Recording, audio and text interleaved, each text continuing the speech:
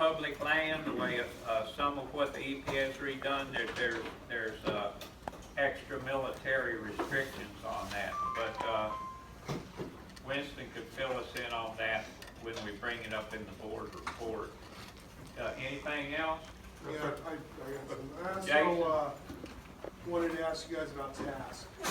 Task cards, we've been talking with headquarters about it. Task is wondering when you guys are going to meet them. I advise them it's probably going to be towards August as a result of the lab testing that's been going on here recently. So I just want to clarify with you guys. We can talk about that during the board meeting. Yeah, and that's what we set aside for the rest of the task uses to help us appraise the well sites after the ARNG gets their data back, and also the final data on the equipment function with after they wrap it up in May. We'll be looking at their total data.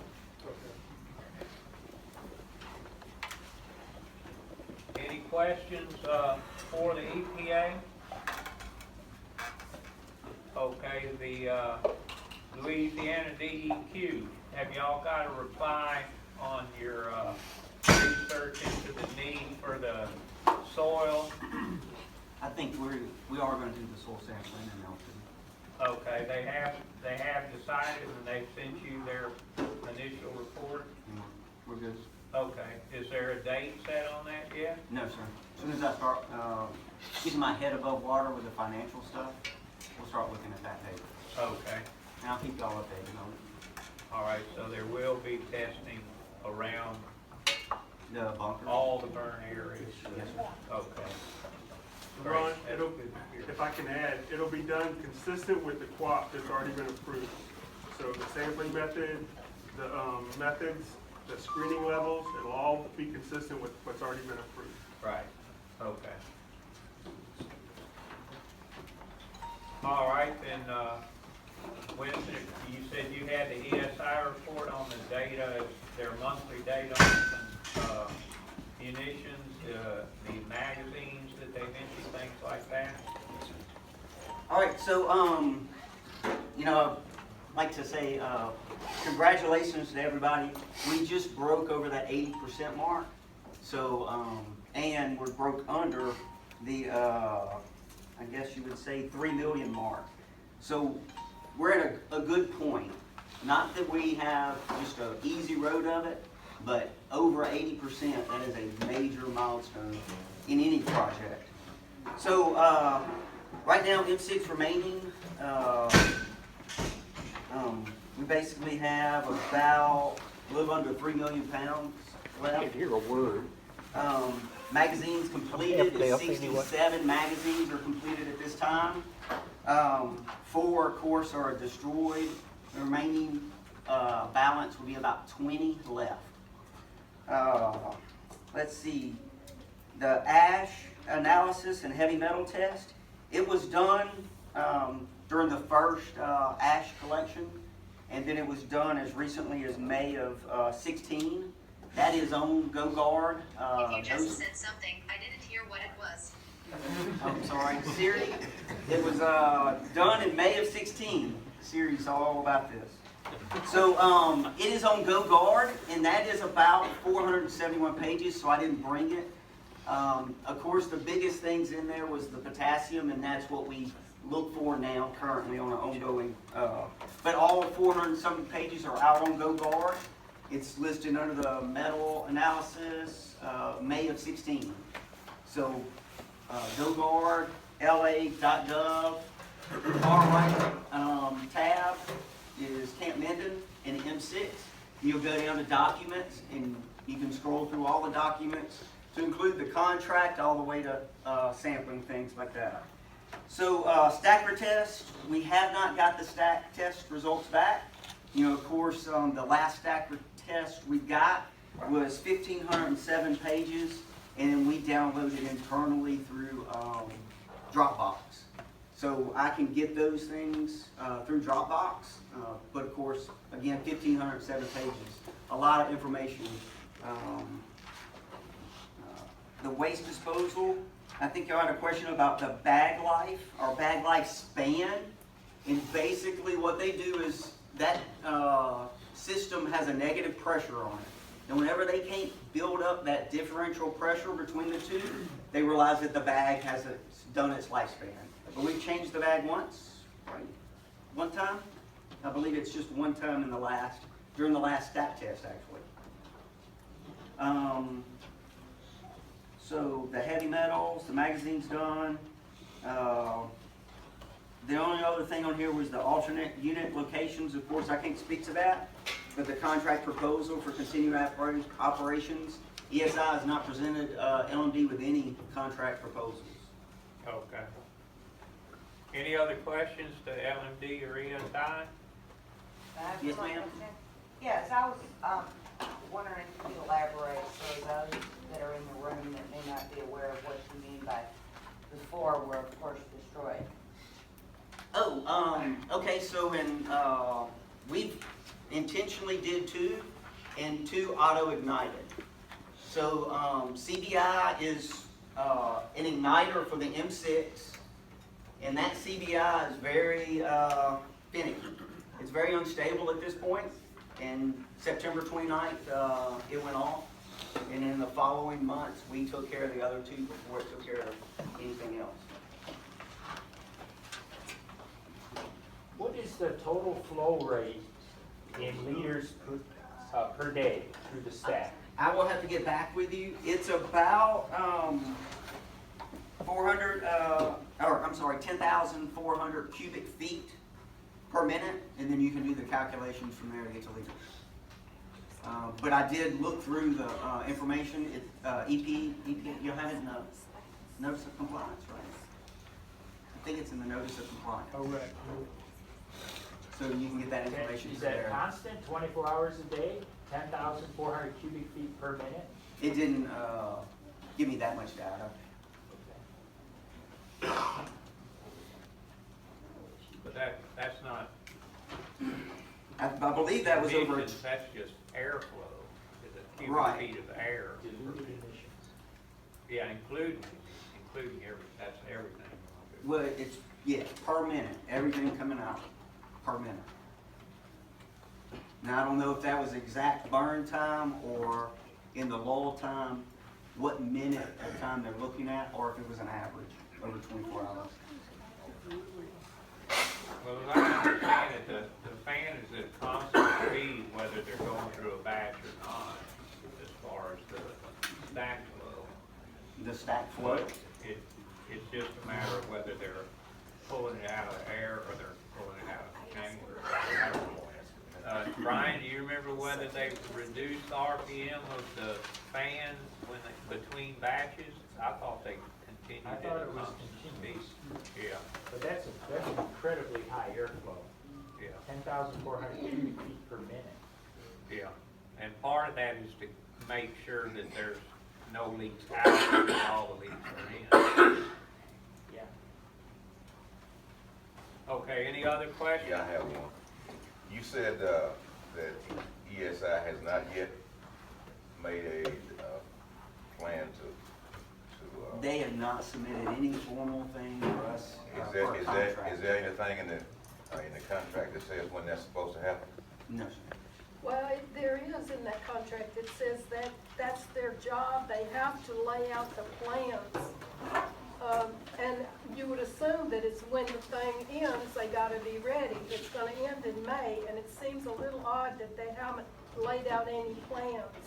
I have the contract here, and there's not a date in there, no, ma'am. Well, there's not a date, but they're required to lay out the withdrawal plans because they've gotta be approved by 2 or 3 different, That's groups. not what his question is, Oh, no, okay. ma'am. What did I Well, that's what it was. Well, I'm saying, you said that they have not as of yet given you a plan, Yes, sir. and you also said they're at the 80% Yes. disposal rate, right? Mhm. So that probably means to me that probably in April they'll be through. As we're going right now. Yeah, so once they get through, then there ought to be some plans to carry on the other part of the contract, which is to dismantle and be gone. Okay, so that part is correct. they do have a plan to dismantle, but there is no date in the contract that verbally says, hey, by such and such date, you have to submit a new plan to us. Because there was nothing in the contract that led anybody to believe, including the SI, that they would stay. So that verbiage does not exist. It is a, when you talk about the project schedule, that's different than a contract. Well, I wasn't saying that it's scheduled on a date. It does require a plan. Now, if it's gonna be finished in April, and this is mid-February, it seems like that plan ought to be laid out here. The project schedule is already defined and approved by EPA. Yes, ma'am. That part is done. Now, as far as the question about contracts, have they approached L&D about, you know, modifying the contract? No, we're not talking about modifying the No. contract. Okay. No, we're That not talking about contract, that existing contract requires a written plan from ESI And that was, that outlines the steps that they're going to take to move all this material out and this equipment out. That is in the contract. Yes, ma'am, and it was approved by EPA. Where can we read this, their plans?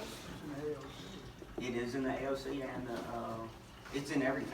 The It's contract no, and the excuse project me, it's schedule. not the the project back, yeah. The project schedule was approved. But no, they did not, they missed the mark on January 31st, if that's what you're asking. I'm not talking about the schedules at all. They're required to lay out the steps that they're gonna take to dismantle that unit. Yes, ma'am. That's what I would like to see. And they missed the mark on January 31st. What was supposed to happen on January 31st? That was when they were gonna turn in the plan, the site closure and remediation plan. Exactly, And that's it was it. supposed Okay. to happen on January 31st. Right. And they have not turned it in. During that time, we've been working on the financial piece, and we've asked them to do about 3 extra things to help us on the financial piece. We have written a letter, and EPA has written a letter, I guess, putting everyone in check as to you missed the date. EPA will give them another date in which to turn in that plan. Yeah, you got that? I don't have a date, but we've been discussing. No, I'm saying you in agreement with what he's saying? Yes, sir. The plan is to get the closure plan in time for it to be reviewed and approved before implementation. Exactly. Before we go into steady state or regular operations, which means get the plan, approve the plan, then start work. Up until this point, we've been in more of an emergency type response where we do the work, ask for permission, get all the plans approved, and go through that. So Do you have any estimate on how far behind you are on this January 31st date? that date is a sliding window. That date really depicts upon 60 days for an approval. Not everything takes 60 days. But me and Adam talked, we agreed upon 60 days. So April 1st meant January 31st. So if they get finished burning May 1st, that means X. So whatever 60 days is, it might only take them 40 days to approve it. And as much attention as this gets, it's probably only take them about 2. But yet they're still late with the paperwork they were supposed to submit for the plan. Yeah. Right. The plan is almost irrelevant because it's covered in 3 different parts that they've already turned in. They can literally write it on It's not one. irrelevant to us. No, they could literally write it on a piece of paper, appendix, go to the work plan, page 51, go to the co-op page, whatever. So the plan is there. All you gotta do is really put it together. Have you discussed with the SI a date that they should have it ready? Now that they're EPA is gonna give us a date and we'll give them a date. Well, no, I'm not saying when do y'all want it. I'm saying have they discussed when they're gonna have it ready? I'm assuming they're they're the holdup. They haven't submitted it, so it's them that's falling behind, right? Right. Okay, have they given you a date? No, they're waiting on us to give them a date. They know it's 60 days. Anything that goes beyond that 60 days will be on them. Meaning we will not reimburse that gap. So, to be sure, I'm kind of confused here.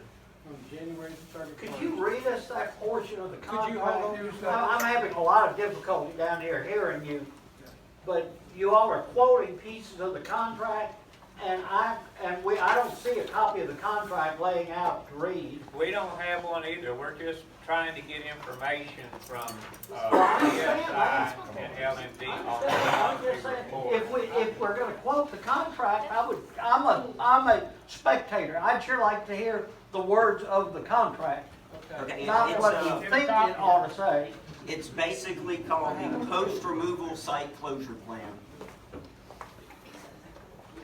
I'm sorry, It's called the post-removal site closure plan. Okay, we don't need to chase this rabbit right now. We'll get more information from y'all on, when that day is. We'll follow up with email. I'm fine with that. Okay, are there any other questions for Yes, CSI and LMD? Gary? Oh, I'm sorry? Oh, yes, I just had a simple, I didn't mean to Okay, interrupt. hold on just a second. Okay. Just so I'm on the same page, the 60 days, is that, are you saying from January 31st, ESI has 60 days to present this plan, and you guys approve it, or is it 60 days from the date that they submitted to y'all? No, sir, it's 60. Me and EPA discussed that it would be 60 days for them to approve it. That EPA to approve. That gives them an amount of time. They have a couple of ARRs, four ARRs to look over, and they have different sections in which that has to go back and forth. So we just gave them a block of time. There is no date in the contract or the AOC that covers. I was just wondering if That there was plan. a deadline past the 31st that ESI has to submit this plan for your approval. It is, we would like it 60 days. The EPA would like to review it. The 60-day window is like if ESI and LMD think, hey, we're gonna be done on May the 1st. It's 60 days, so you're looking at roughly March the 1st when it would be due That's fine. to give us. So if it was June, it would go back. It would Brian, just did 60 you have a days. question? Yeah, I didn't mean to interrupt there a second ago, but I just had a simple question. Where can I go about getting a copy of the contract? That way, people could go over this contract and look at it. GoGuard.la.gov. Okay. The contract's been posted since the beginning of the project. It has Okay, all the that's the people that documentation want- from the beginning. I appreciate that, because people want to go over it. but- Yeah, it's GAUEX, I appreciate it. not GO, but GAUEX. Yeah, if you, GAUX guard .la.gov. There's a small bar that goes across the whole screen on the side, right-hand side, it says Camp Minden M6. From there, you can drop down and see documents, and from there, you'll go into the contract or analysis, test results. Anything we receive, we post. Pretty simple. and I have a question. that's what the meeting was last month on how the public can get access to this information, so we don't want to repeat that. If you just Google in GoGuard, GEAUX, Camp Minden, then it'll come up with sites where you can just click those and it'll open up that GoGuard in Camp Minden. We'll take one more from Rex on, and then we'll go to the board meeting. How does that affect, if ESI does enter in a plan to try to amend the contract or stay, how does that affect the EPA's work plan? Because in the work plan, it specifies that the equipment must be removed. Do they also have to go through the EPA as well? We're currently working on, Go ahead. we're currently working on the approved work plan. Any modification to the work plan, LMD has to provide that amendment to us. and it'll get reviewed, evaluated before it's approved. So it's And not then- automatic. One more slightly tech question. So we've heard the numbers that the air coming out of the stack is about twice as clean as the surrounding air, but there's also been some discrepancy about that. Can anybody here definitively say that the air coming out of the stack is for sure 2 times cleaner than the air around it, or whatever that value may be? That's only one component, is what carbon monoxide, is that it? There's only one component that applies to, and that's what's existing in the air now, which I'm pretty sure is carbon monoxide. There's actually less carbon monoxide when it goes out, but that's only carbon monoxide. It's not measuring anything else that ESI has mentioned. Brian?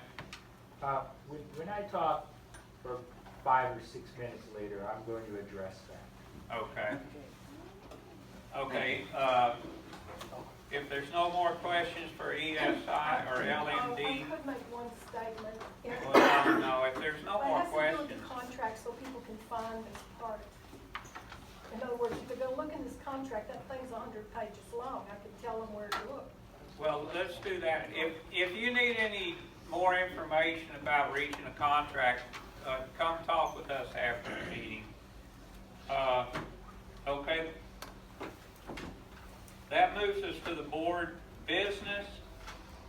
The January minutes, I sent back to you, Gary, the 2 corrections, the date and the minutes was misspelled. Did you get that? Okay. I went back to my first grade readers, so. Okay. Are there any other amendments or corrections that need to be made in minutes? Yes? My name is spelled incorrectly. Oh. Okay. We got then do I have any other corrections? Take it out of my check. Do I have a motion that the minutes be approved with those 3 corrections? I'll make that motion. Okay. Do you second it? Okay. Beth makes it. Rick seconds it. All in favor? Opposed? So carried. Subcommittee reports. In membership, there's 2 CAG applications that have been turned in for people that want to become a CAG member. I've sent, one is from Brandon Mosley, and the other is from John Madden. Both of these people have direct financial interest in the M6 disposal unit process and future, and as such, I consider that a conflict of interest. So I think we need a motion. Hang on a second before you get that motion. I want to know how you figure it to be a conflict of interest. Hold up. Okay, you're out of Hold order. up, you out of order, young man. This is board business. You out of We're order. gonna And the conduct it board business that just you're with the talking board. of is my name. But It's you out of me. order. Are you employed by ESI? I am. Who are you employed by? Okay, Mr. Mosley, you out of order. then that verifies the fact that, All the citizens of Doyline, there's 606 registered voters in Doyline. It looks like You you out of about order, that's all 50 I here. So you don't have a majority.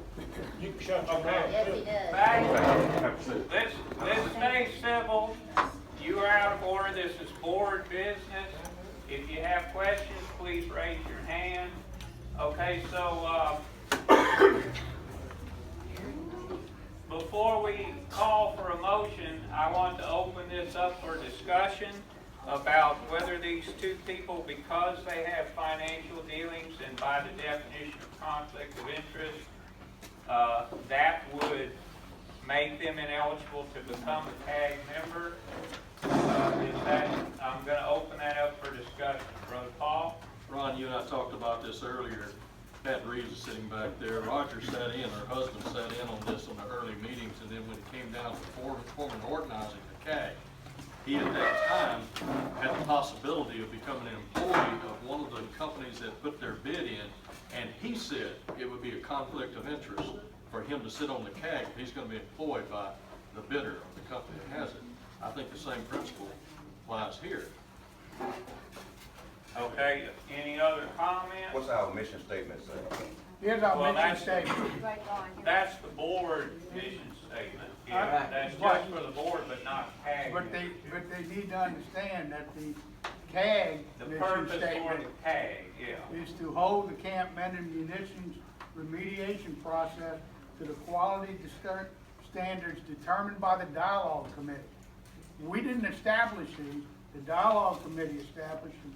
Our job is to hold everybody to what was established by the dialogue committee. One of the top priorities of the dialogue committee was number 6, all installed equipment must be completely removed. No waste or residues left on Camp Minden. In accordance with the AOC, the property will be returned to its original condition. That's what the dialogue committee established. Our job is to follow that established dialogue committee. That's why we are here. We don't make rules. We don't activate anything. We follow the rules that were determined by the dialogue committee, and that's why we're here. Okay, so we have the financial conflict of interest, then we have the conflict of interest for the purpose of the M6 propellant disposal unit, which was to be completed upon removal of all the M6. So that's 2 issues of conflict of interest. Any other comments? Okay, is there a motion to, well, let me phrase it this way. Is there a motion to reject the applications of Brandon Mosley and John Madden? I kind of missed the comments. I have a comment, and I'd just like to hear what he has to say. Pertaining to the conflicts of interest on this? Yes, I'd like to hear what he has to say. That's my comment. Okay, is there anything else you'd like to say? Yes, sir, there is. As far as the conflict of interest, I mean, you're saying I have a conflict of interest because, yes, I am currently employed by ESI. I don't see how my employment makes it a conflict of interest. I mean, you guys' job hasn't come into question. I don't know where you work. I really don't care. You shouldn't work. You shouldn't care where I work. What I want is there's a lot of bad information that's being put out. Okay?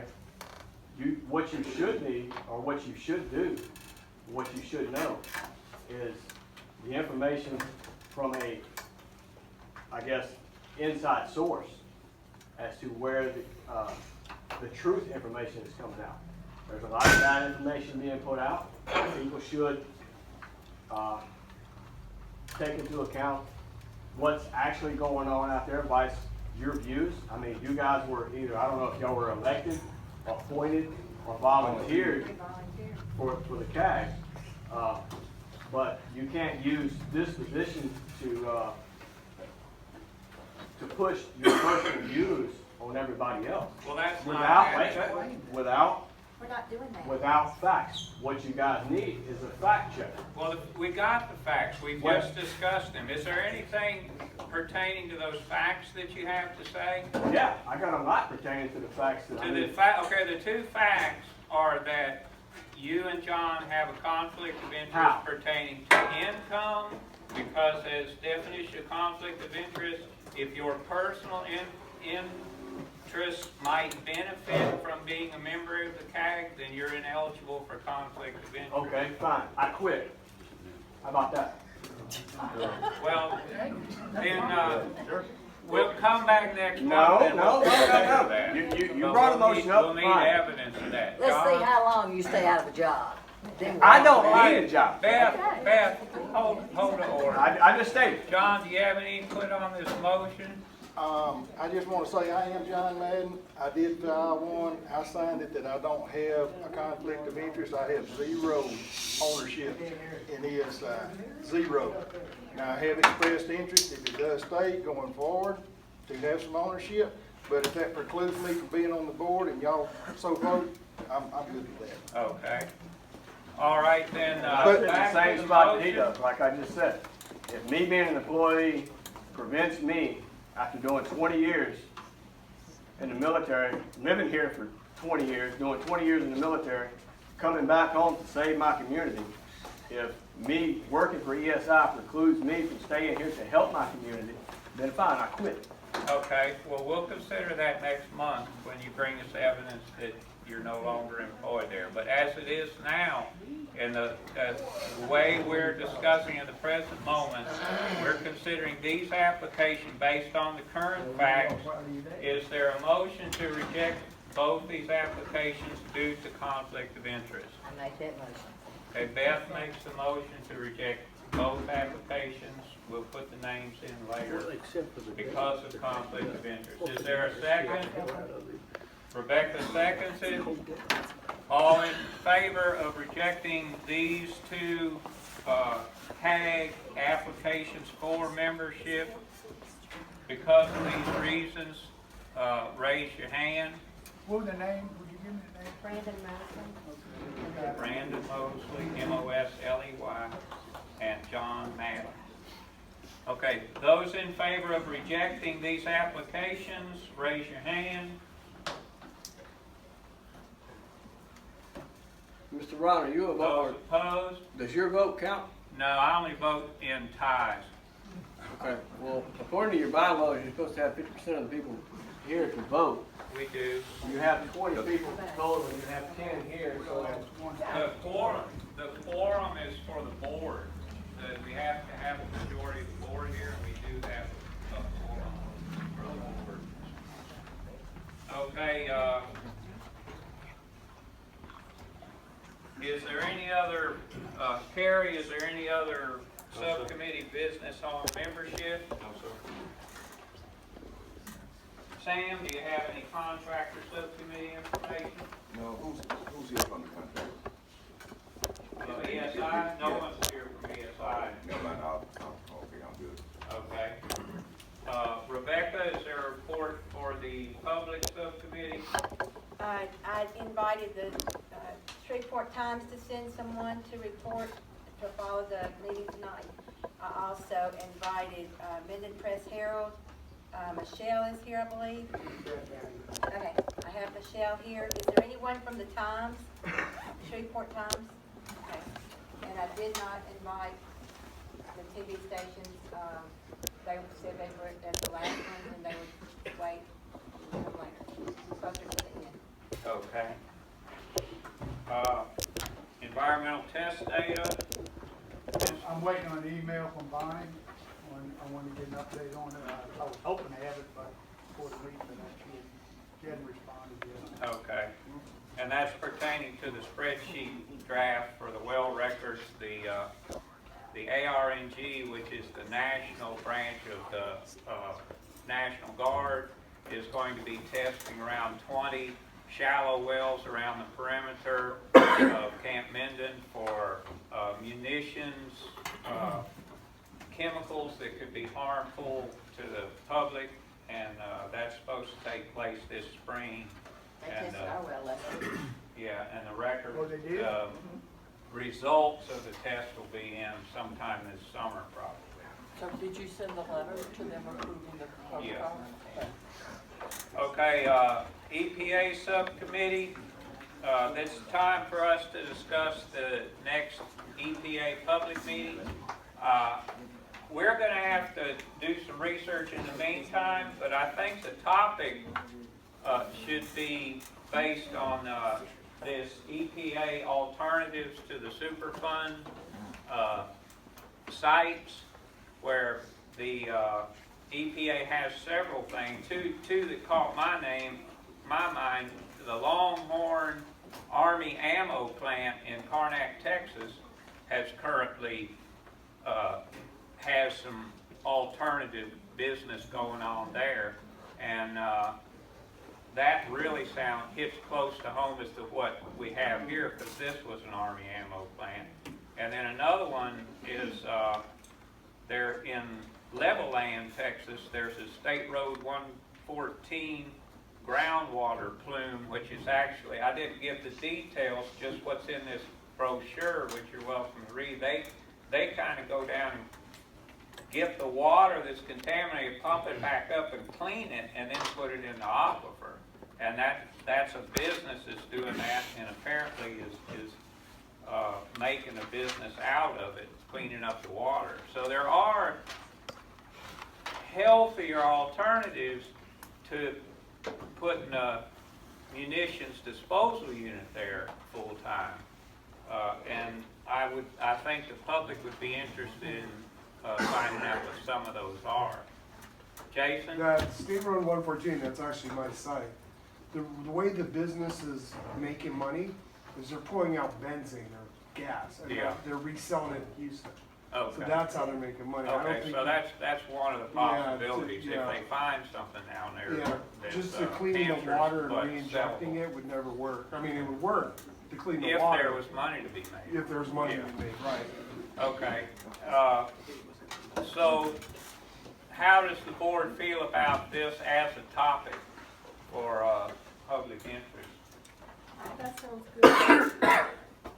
Okay, and it may, you know, when the EPA gets back with us, they may say, they have to communicate with LMD because Louisiana Military Department told me tonight that because this is still a military base, there's a lot of military restrictions as to what the alternatives are, and that this disposal unit was only allowed in there because it was an emergency, but that there are definite limits as to what can be done in anywhere except right there where the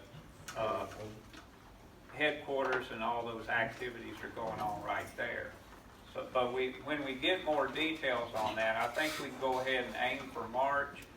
And do we want to have it here, or do we want to aim for the Wildlife and Fisheries or Minden at the Hospitality House or something? Wildlife Fisheries is small.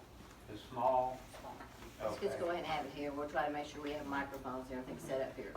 Okay, could y'all bring microphones like you did at the last one?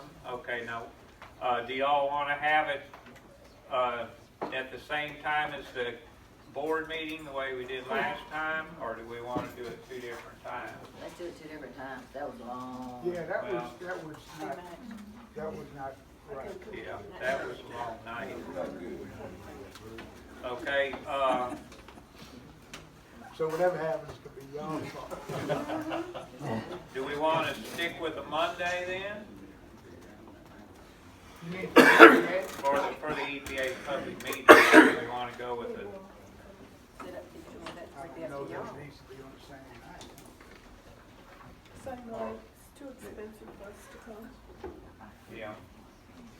Okay, well, we may need to vote on the same day or a different day, but let's tentatively, to tell the EPA, if it's all right with y'all, we'll just tentatively set it for the March monthly meeting, the second Monday in March, and if it looks like there's a lot of public involvement that's going to be a part of it, then we may just move our meeting back or something like that. Okay, so it'd be the 13th of March. Does anybody want to move to have the next EPA public meeting on the 13th of March? Carrie so moves. The second, Beth. Any other discussion? Okay, those in favor, say aye. Aye. Opposed? Okay, can y'all work on March the 13th then, Yeah. on that topic? And we'll just, what? 6:30? Yeah, 6:30 here. If you could come up with some additional topics in case that one, because that one's kind of limited as far as, you know, one, what LMD is not restricted to that, you know, if they can, you know, put something there or, Well, we could 'cause I- include that if that's the issue and LMD has no available space besides that space it's already using, then they would, can you explain that at the meeting as well to state what the limitations are in terms of restrictions on alternatives? Okay, well then, we'll put the two of those together. Do that, and then the reuse coordinator can come and talk about other sites where reuse has been successful. Which we may be able to apply within that area that is open for the state may be, cooperative with that. I don't know how far y'all go back, but I think 17 or 18 years ago, maybe a little bit longer than that, they had a green deal that came into Minden, and the Army put up some money to develop recycling and different ways of making things grow. And the reason why I remembered it, something happened to it, either the contractor pulled out or what. But my wife had a nonprofit, and they moved over to her farm in Minden, and they continued working on the farm. But if that was feasible to have something like that out here then, I don't know what would have changed in the meantime. But I will get information from her and more detail on it to find out. Can I ask? Okay, wait a second. Okay, Wilma wanted to make a comment on this discussion. Okay, so he talked about Longhorn, and he said how Longhorn caught his interest. But what you have to remember is Longhorn and this facility were operating at the same time, started in the early 40s as a war effort. And the remedy at Longhorn is limited to certain areas that are still contaminated, groundwater's pumping and treating and discharging, and so those areas are completely off limits. And the other issue is that at Longhorn, it's a lot of cypress swamp, and it's available for people to do hiking and all types of those types, for people to go out there and walk the trails and bike the trails and all that. But there's not a gate where you have to check in and be allowed to go on. You're allowed to go on. They're asked to check in at the the Texas Wildlife and Fisheries, or National Wildlife and Fisheries Office. But here you have restricted areas. You have areas that still have a lot of explosives, as well as areas that still have groundwater contamination. So it's not like you can drive up to the gate, go right through the gate, and you can have access to all these areas except where there might be a fence on it. So I don't want you to think that if you know anything about Longhorn, you're looking at something like that here, because based on what the military has, they have restrictions on what goes on specific areas of the facility. And it's not going to be like the gates are going to come down and you're going to be able to go almost everywhere except where the fences are. Yeah, that is something we need to clarify with LMD, is being a military base, what those restrictions would be.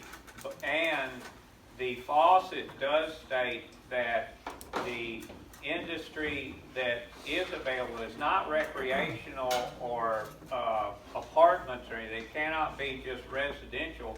It's got to be either industrial or commercial. And then there are restrictions as to what kind of groundwork they can be doing, because they can't damage the cap that's keeping all those poisons from coming up onto the surface, that they put a clay cap over there decades ago. Did you have a question? Yeah. Remind me again what you were involved in. You're with EPA or you're with L&D? L&D. Okay, so this is my question to you then. At the meeting last month, I sat down with Colonel Kendall, and I talked to him about several things that he was familiar with. I've been involved in every meeting out at Camp Minden since we started this. Is this pertaining Yes, to the it is. motion? Yes, it is. Yes, it is. Okay. Okay, so during those meetings, General Curtis told us on 3 different occasions that I can name. One was the Senate Environmental Committee meeting that we had up there. He also stated it again at the meeting we had that night, where y'all put up the maps on the wall, and there was showing us where the magazines were. One of the LMD guys was showing me some things after the meeting. General Curtis come over again and then stated what I'm about to say. He told me on 3 different occasions, and on the Senate Environmental Committee meeting, he stated it with TV cameras there, that when the M6 was gone, He intended for there to be no more explosive companies at Camp Minden. When someone in the audience asked him at the Senate Environmental Committee meeting, what about the companies that were already out there, he said that he had already told the ones that were there now that when their lease was up, to plan on to be thinking about finding them somewhere else to go, because if it was up to him, he did not want any more out there. Okay, now that was said 3 different occasions. I asked Colonel Kendall to find out for him again for me what's changed, because we need to know what's changed, because it was said by a general on 3 different occasions. The other part of this question I have is this. During that time, he and I discussed the areas out at Camp Minden that would be available for other industry. He said to us that there was already 3 other companies that had looked at coming out there but would not come as long as we had a problem with explosives. He and I also discussed the area in A100, okay, along Highway 80. I specifically asked him at the Senate Environmental Committee meeting, that area along Highway 80, was any of that contaminated? And he told me no. Now, if something has changed, this community and the Minden community, the Halton community, all of them, we need to get those answers. Because I don't know, I trust what he told me. I trust the fact that he said it in front of TV cameras, and I trust the fact that not only did he say it once, he said it on 3 different occasions. Okay, do you have? I just want to know if that's LMD. I mean, they obviously had a conversation that I wasn't there at, so I can't really reply to it. I can tell you what the process says and show you. Yeah, we have the. We know that. We already knew, and we knew that. We knew everything that's been told to us. We've known that from day one, but we were also told. Wait, Rebecca, so this will be a great time to talk about this next month at the meeting. And as long as I have questions that I can get answers for, send them down south, get the answers and shoot them back. And we'll communicate by email so we know what kind of meeting this is going to be now that we are getting information about the military restrictions. Yeah. But we're not finished with this discussion, because later on in the board meeting, we're going to discuss the letter the board wrote to General Curtis. So I don't mean to cut you off. I just want to hold us to where we're at. Any other discussion on this? Are we at a motion? It's already carried. Okay. Well, Okay. I had one question, but Okay. maybe, when we were looking at the map of Camp Minden, let's pretend that's the map of Camp Minden, right there. And it had all those little problems in there, but the clean part, what you could use in this 1,200 acres, if I understood this right, is right over here and right up in there by the highway, which she's talking about. So I wasn't quite clear what you were saying, there's only a little tiny part. Did I misunderstand you? Okay, so the whole thing is about 15,000 acres. Right. And then there's about 1,300 acres that is set aside for commercial use. Right, yeah, right in the around faucet. there and right up in And there. that is the load lines. Mhm. And that is for energetic companies to go in there. Well, no, it doesn't say that. That's for the lines itself, like D line, E line, K line. Those lines are what's set aside. The rest of it, once you subtract that amount, is for military training. That would be where we could clarify some things and say, is there a strip of land that has no military training value, but has more commercial value? Okay? So that's kind of where that you can't go after the commercial land, because the commercial land is strictly is restricted. The only thing you could look at is the military training, and what there has no military training. But then you got to look at MMRP, which is Military Musicians Response Program. You know, There's a lot of other little things. That's not the way I understood it from Well, Carl Kendall at all. No, what you're talking about is exactly right. That strip Right along over Highway there 80 was available. and a little Right over bit there on was that, available. that side. Okay, And we'll there's a little bit- discuss this that- later. You're right. It's just different. It's just one little term different. That's it. You're, Dolores, you're on track. Okay, next on the agenda is old business, and, Hold on just a second. Y'all said March the 13th. right, March 13th. This is what we debating on right now. At 6:30. EPA, At the church. when are you gonna have your stack emissions? You told us earlier in the meeting that you hadn't had the data yet on the stack emissions. Yeah, the stack emissions I stated is that. in We didn't. January. When, y'all gonna have it for the March? That October 13th. was given to us in January, right? The samples were done in January. When are you gonna have the emission? The October test was results. done in January, so that's about a 3-month span. So let's say March. But I couldn't tell you what time in March. I think we was talking about March the 13th, what y'all was talking about up there. Yeah, well, the October data is already in. They did a stack test in October. That is on the Go Guard site. This one will be about, will 3 months. be in March, and it Yeah. may be available. If it is, it'll be posted on the Go Guard site. Right. But they'll bring it to that meeting if Okay, it's there. that's what I wanna know. If it's available. If not, it'll be on the Go Guard website and they'll be notified and they'll notify y'all. Thank you. Yeah. Okay, in terms of old business, we've already discussed the DEQ has appraised that the CSI should be tested around those exploded magazines, which brings us to agency information on the commercial facilities, which we've already discussed, and we'll contact LMB more about that this month prior to the meeting on that subject. And that brings us to the letter that the board sent to General Curtis. In terms with the conference call, have you heard anything else about the conference call with General Curtis? Lieutenant Colonel Lummy, who's the communications director for the general, had to resubmit the request, so there were no misconceptions by the JAG attorneys that this had anything to do with Expo. Okay. You're supposed to hear back tomorrow. Okay. So the conference call is still not set date-wise, but we will notify the board in time where they can participate based upon the limitations that the LMD set. In terms of the letter to General Curtis, we have emailed him a copy of the letter and we sent him a hard copy, but we haven't heard anything back from him. So I would propose that we send a certified letter, which I'll go ahead and pay for with some of the royalty from my employment as a professional environmentalist.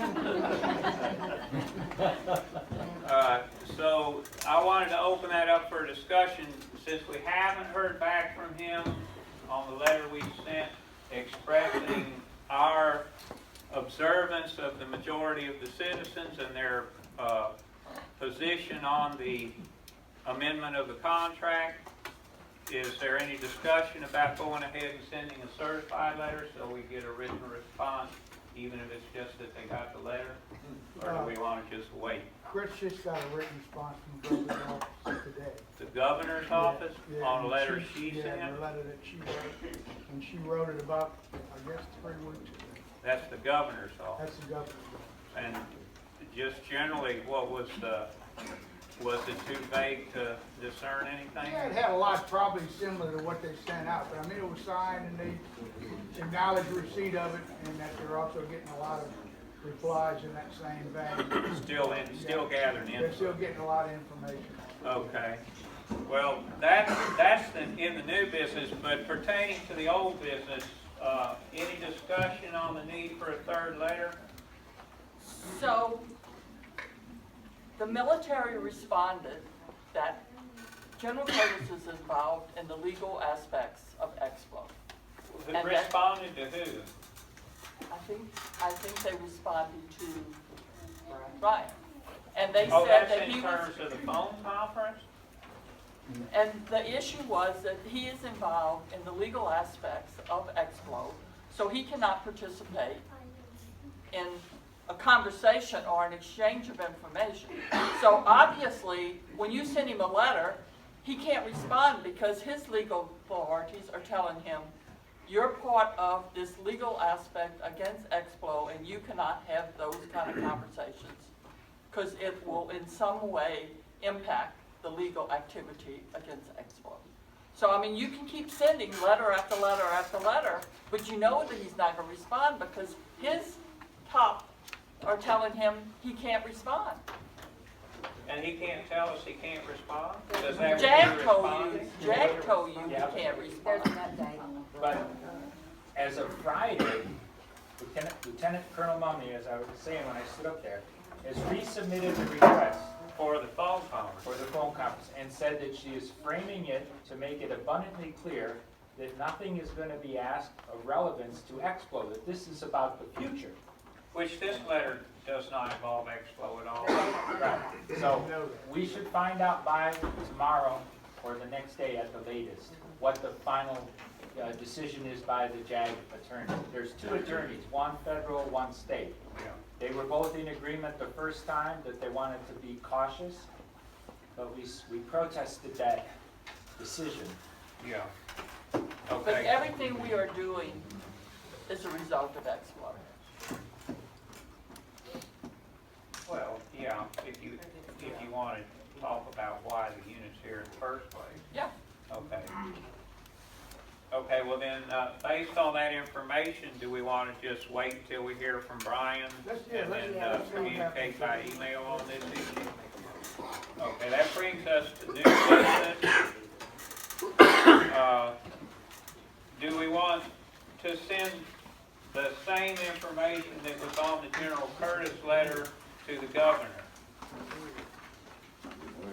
That's a basic, I'm not sure if I have a copy of that. I'm pretty sure I have a copy of the letter here if y'all are not familiar with it yet. I don't see it though. But it basically just says that the CAG observation of all the public meetings since last fall have indicated that the majority of the citizens that we have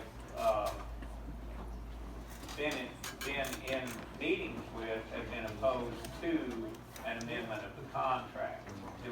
Should we as a CAG send that information to the governor's office like we did to General Curtis? I don't think so. Why? The governor's the one's gonna make the decision about it. Yeah, I mean, I think we ought to feed him all the Yeah, information we can. Why don't we make a letter and pass it around and so we know what we're saying yes or no? Well, that's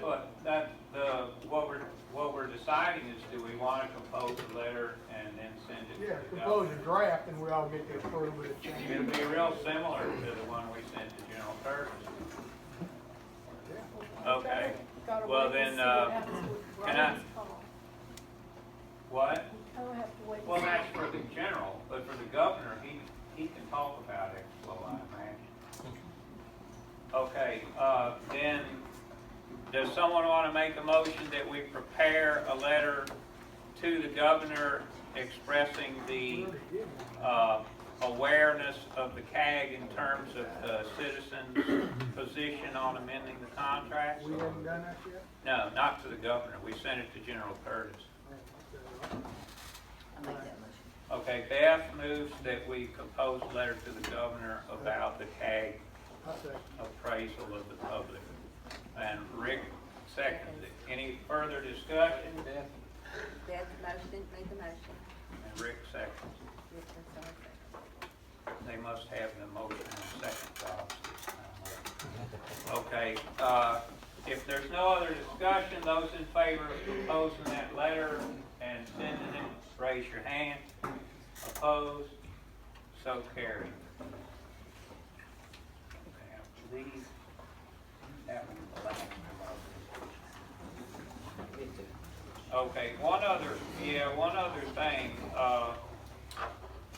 I sent a letter to Dr. DeFur, who's one of the environmentalist consultants, and asking him about is there any public means of testing emissions on disposal units?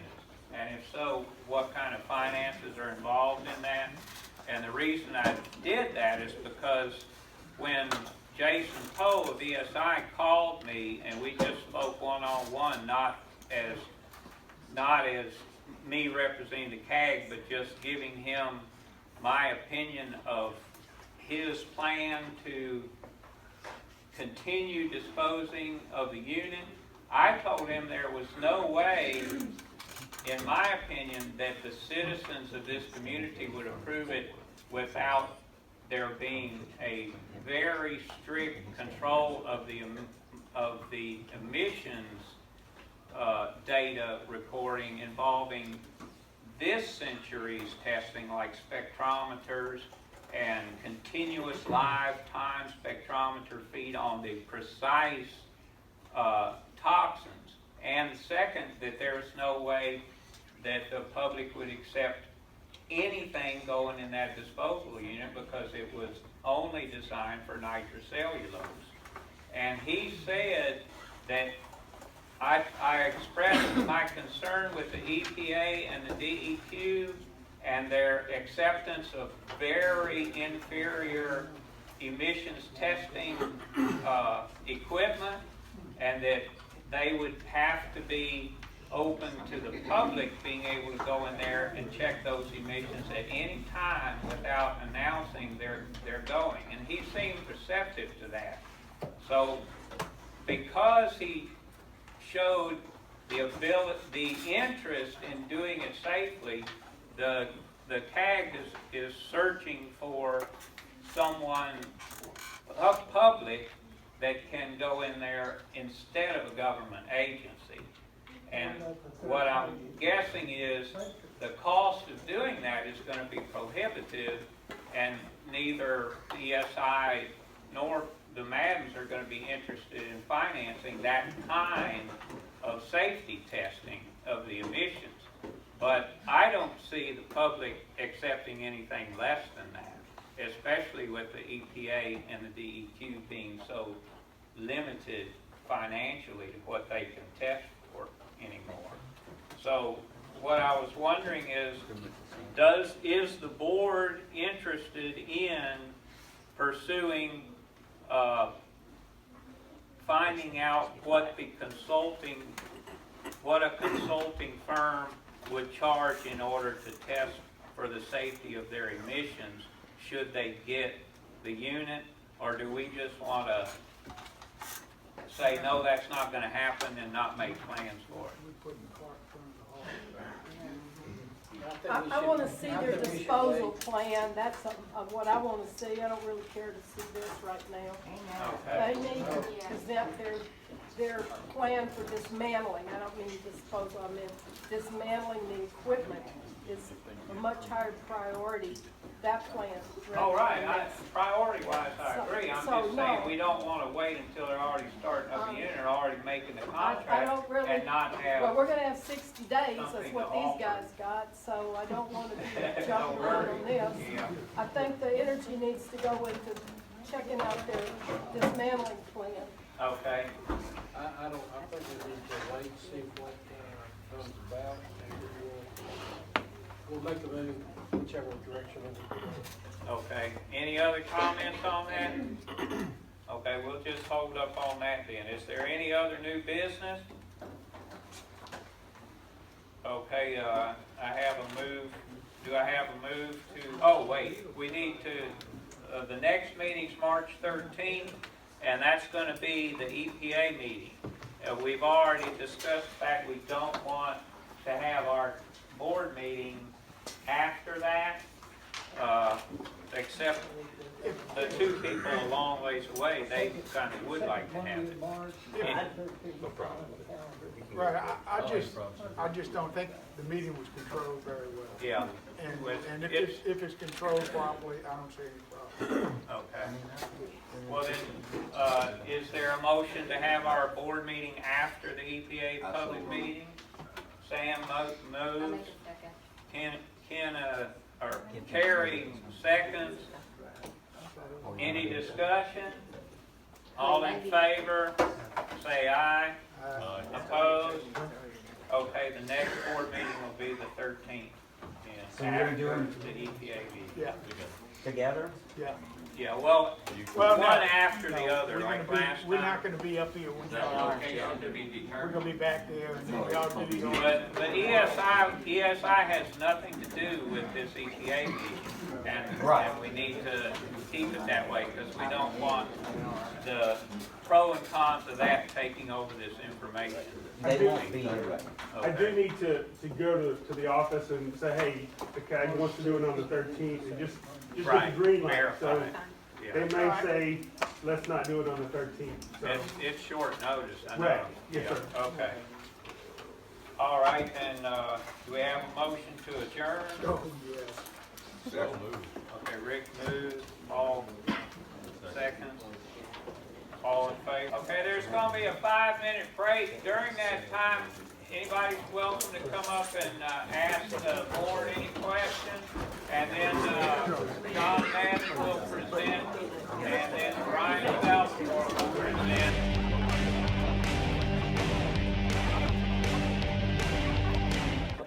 Okay, we have two people who have requested to give some input on the issue of continuing munitions disposal at Camp Minden after completion of the M6 propellant. We have John Madden, followed by Dr. Salvatore. So if I could get you to come up and sit down here, John, and or stand up, one of the two, and give your presentation. I appreciate y'all letting me come tonight, and I'll try to be real brief. Ron, do I have, I mean, I'm not gonna badmouth CAG, obviously, but is there anything that's off limits before I start? No, Okay. I assume what you're gonna present is the same thing that you did earlier. Yes, just calm me down. I have no problem with it. I appreciate y'all letting me talk just a minute tonight, and I'm just gonna hit the high spots. There's a lot of misconception, more so in Minden than it is in Doyline, about how many munitions manufacturers are out there. And I wouldn't say necessarily manufacturers, they deal with munitions.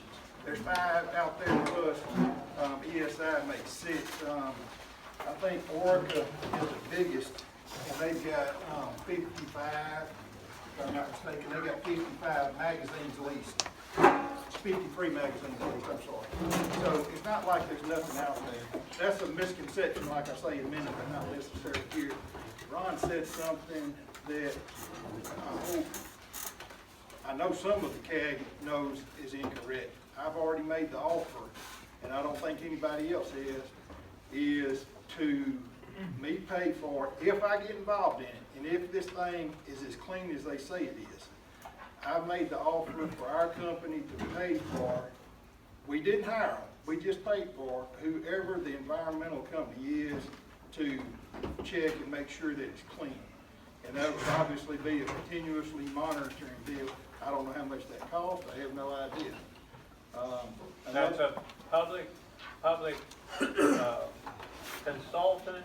Yes. Independent of the Yes, I sent Rebecca that email, my exact deal, and nobody took up for me. But that is true, I made that offer, that if our company becomes a part of it, that we would make that offer, and like the police jury or the CAG or some entity, they work for them and we pay for it. Now, as I stated earlier, what the CAG expects in terms of emissions monitoring is not last century equipment. We're talking about spectrometer and real-time monitoring. I don't wanna mince words with you, Mr. Ron, because I don't know what this cutting edge technology is or should be, but I will bound myself to whatever is the latest and the greatest. Okay. I've also made an offer, and it's out there too, that we would put $250,000 a year aside until we got $1 million in an escrow pot to, if there is an explosion or if there's anything that happens that displaces anybody from their homes, that will put you in hotels. Obviously have to pay for some repairs of some homes. I don't think anybody else has made y'all that offer. And I know that was one of y'all's big concerns. Obviously, we don't want anything to happen because it's very detrimental going forward. When X-Flow started working here, they brought in, and I'm gonna miss this number just a little bit, but I'm not too far off, 1,280,000 artillery. I'm gonna say the charges, because the warhead, what I know is the warhead is that big around, that tall, it's got an ogive on the top filled with TNT. Anyway, this is the charge. Anyway, they had two 35-man crews disassembling those, taking the CBI, clean burning igniter out of it, taking the black powder out of it, and taking the M6 out of it. That's why these numbers are where they are. That's where all that came from. There was 3 to 5 trucks a day that came in. Obviously, it probably, never probably saw them. They probably came in off the Highway 80 entrance. Anyway, they had two 35-man crews demilling this stuff. So the word out is all there is ever going to be is 35 jobs is incorrect.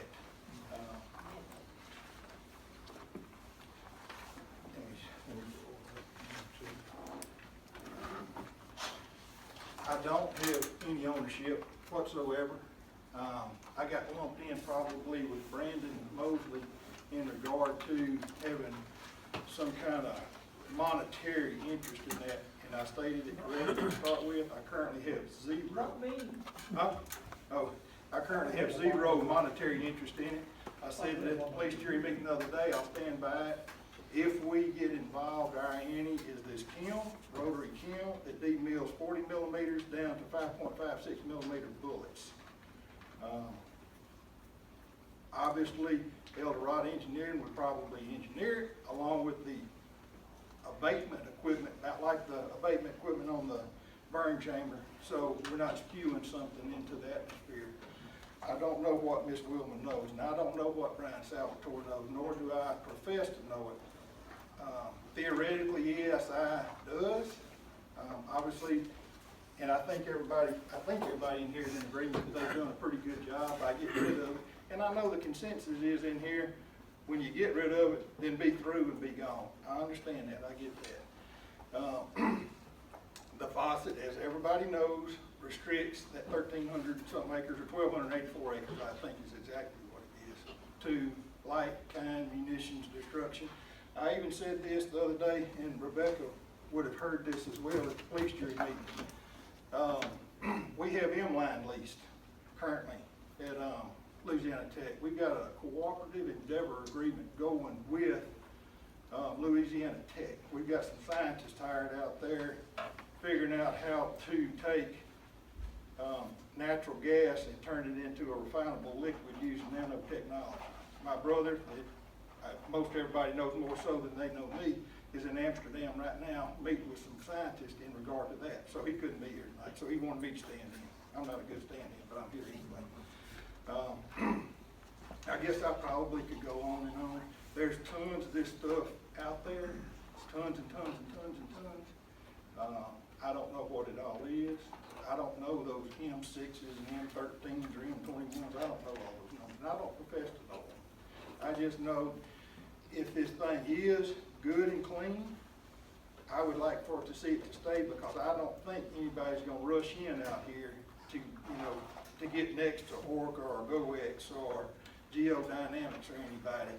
Whether they are made to leave or not, at the end of their deal, it remains to be seen. I think we'll probably get something from the Louisiana Military Department through General Curtis, maybe, that says something definitive.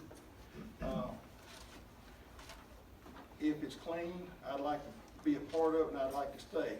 Members of this CAG here, This is my fourth meeting. I was only accused of being at one. This is my fourth CAG meeting. And I don't want to split hairs because two of them could have been dialogue. I don't know when it changed from CAG to dialogue, but I've been at 4 meetings in regard to this. And, well, I lost my train of thought. Gosh, I'm sorry. I lost my train of thought right there. Anyway, I appreciate y'all letting me stay here tonight. I'd like to be a good neighbor. I'd like to, oh yeah, I probably, the second most important thing is this. They've been putting it on Facebook and everything. Follow the money. Madden's is, they up to something. I said this in public. It's written right there in that document. I'll stand by it. I don't want not one penny out of it. Not one penny. And this is how it worked. I've got my accountants working on it right now. If we are 40% ownership and the ESI pole bunch is the other 60%, we've got to own it into some entity. Anyway, my 40%, if it makes money, my 40% goes over into a foundation, and I donate every penny of it back. Two such things as this. Maybe donate, say, $1 million to the cleanup of Lake Vista, or have a contract clean out the trees, do some spraying. I personally used about $500,000 of my own money to study the Webster Parish school system. That would be a worthwhile cause. But I just want to let you know that this is not a money grab for me. I'll put my hand on stack of Bibles. I have no intentions of ever making one penny out of this. So if y'all want it to stay, and there's millions of dollars to go around the community to do water upgrades, road upgrades, or fireworks, or Christmas decorations, or whatever, it would be available. But, and I'm not doing that as a vote buying deal. I don't necessarily need the headache, but I think there's lots of money out there to be made, and I would like to do my civic duty and distribute it to the community. But I think the clean air is the first thing, and then donating millions and millions of dollars to the community in Western Bossier Parish would be very minimal, and I'm willing to do it. I won't take up any more of your time, but I appreciate you. I have a question about your interest in it.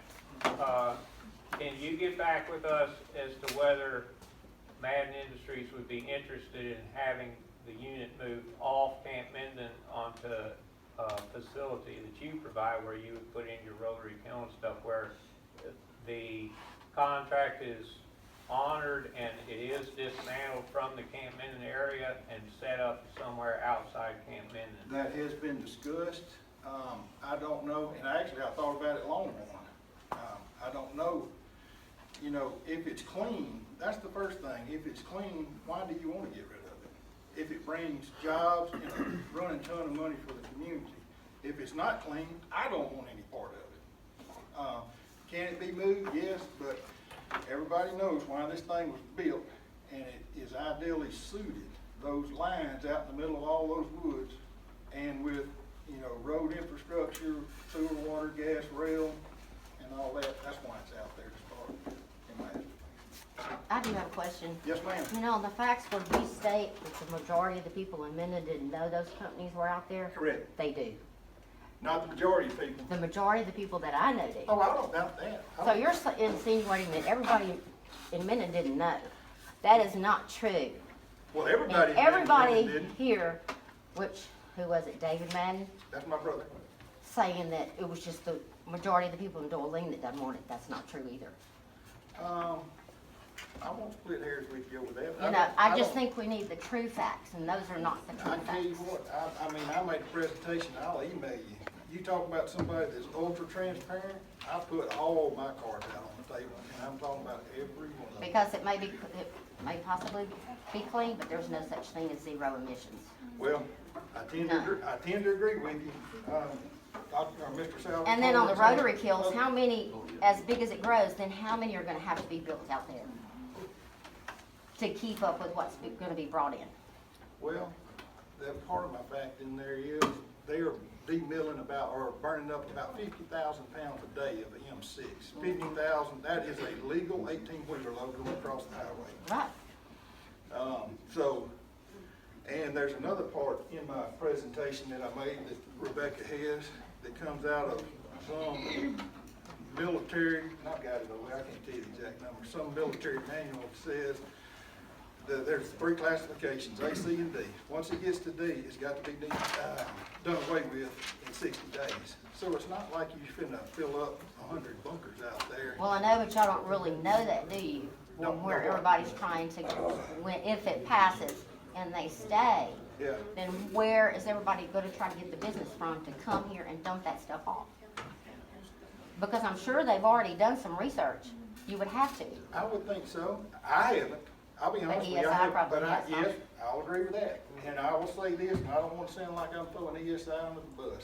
They have done this thing as wrong and as backwards as you could possibly do it. They went behind everybody's back on They this. did, and they are guilty of sin. And that means If Jason that Cole right was sitting here there, tonight, I'd they say the cannot same be thing. trusted. I don't disagree, but I can tell you some of these people up here begged me to be a part of this on the front end That's because true. they do trust me. That's true, but ESI with 60%, No. we already know they can't be trusted. Well, I don't disagree, but the way we would work it, we would have the control and interest in it. We wouldn't have the control of money. Well, who has the patent on the rotary kills? Is there a patent on it? I don't know that there's a patent on it. Eldorado Engineering, and they've got a deal in there that says that they can build a rotary kill, and depending on what you put in there and the volume of it, then this air abatement equipment would have to be spec'd for it. And then what about the chamber? Who owns that? It will all be owned in a jointly owned company. I'll just peel off my 40% and put it in this foundation and distribute it out to the communities. Are there any plans in place to train people that would work at that facility?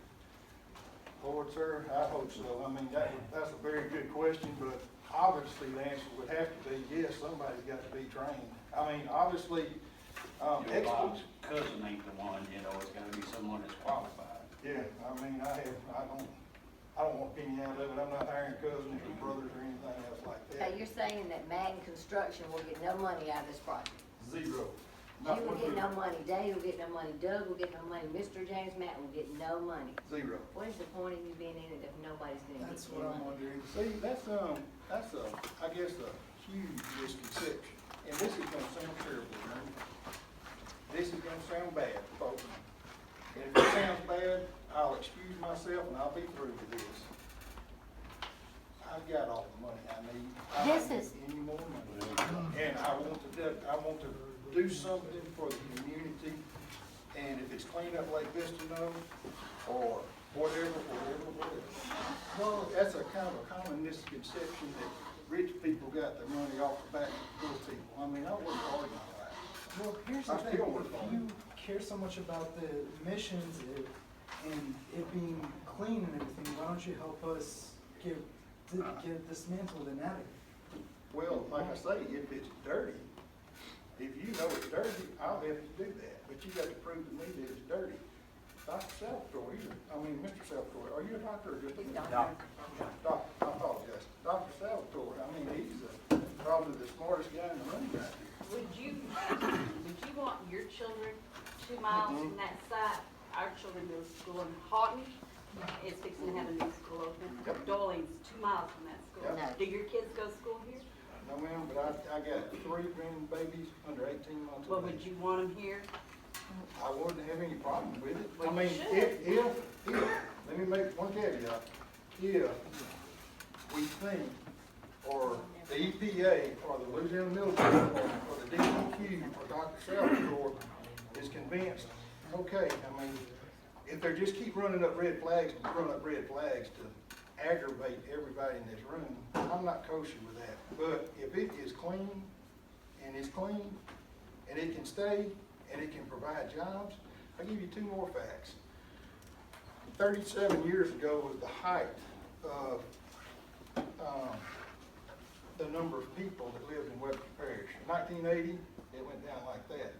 In 1957, and I can only check the records back to 57, was the height of our school population. This year, 6,361 people in total, students in Webster Parish Schools. That's the lowest it's been since 1957, and that's only as far back as I can go. But that's because it's so dangerous here. That's People true. have moved out the area. That's true. And we're gonna have to still deal with it after they promised they would be gone. Okay. I'm not being, let me answer one thing that I asked you. There was about, what, 7,000 to 10,000 jobs during the Vietnam War out of this thing? In 1978, we had the largest paper mill in the entire world in Spring Hill. When it was built, the oil refinery, now this is per John Hagan's books, I'm talking behind him, the oil refinery in Cotton Valley was the biggest oil refinery ever built in the world. So we did at one time have a lot going on here in Webster Parish. And I grant you that this is not the job you necessarily want in your backyard, but if we're relegated, I mean, if it's between that and nothing and it's clean, I'm okay with it. Yes, sir. Why do they want you to come into this big money maker? If you're not, the only reason, you said you was gonna come into it if it's allowed to stay. Yes, sir. Then you'll have 40%, they'll have 60%. They'll have actually control and vote on everything. No. Okay. Why are you coming into it now? Aren't you just coming into it, and didn't they ask you to come into this venture just because the Madden name be an influence on people in the area to say it's a good idea because Mr. Madden wants it? It's a good idea. That is a very fair question and 99% true. I didn't want to be a part of it to start with because I didn't think they could do it clean.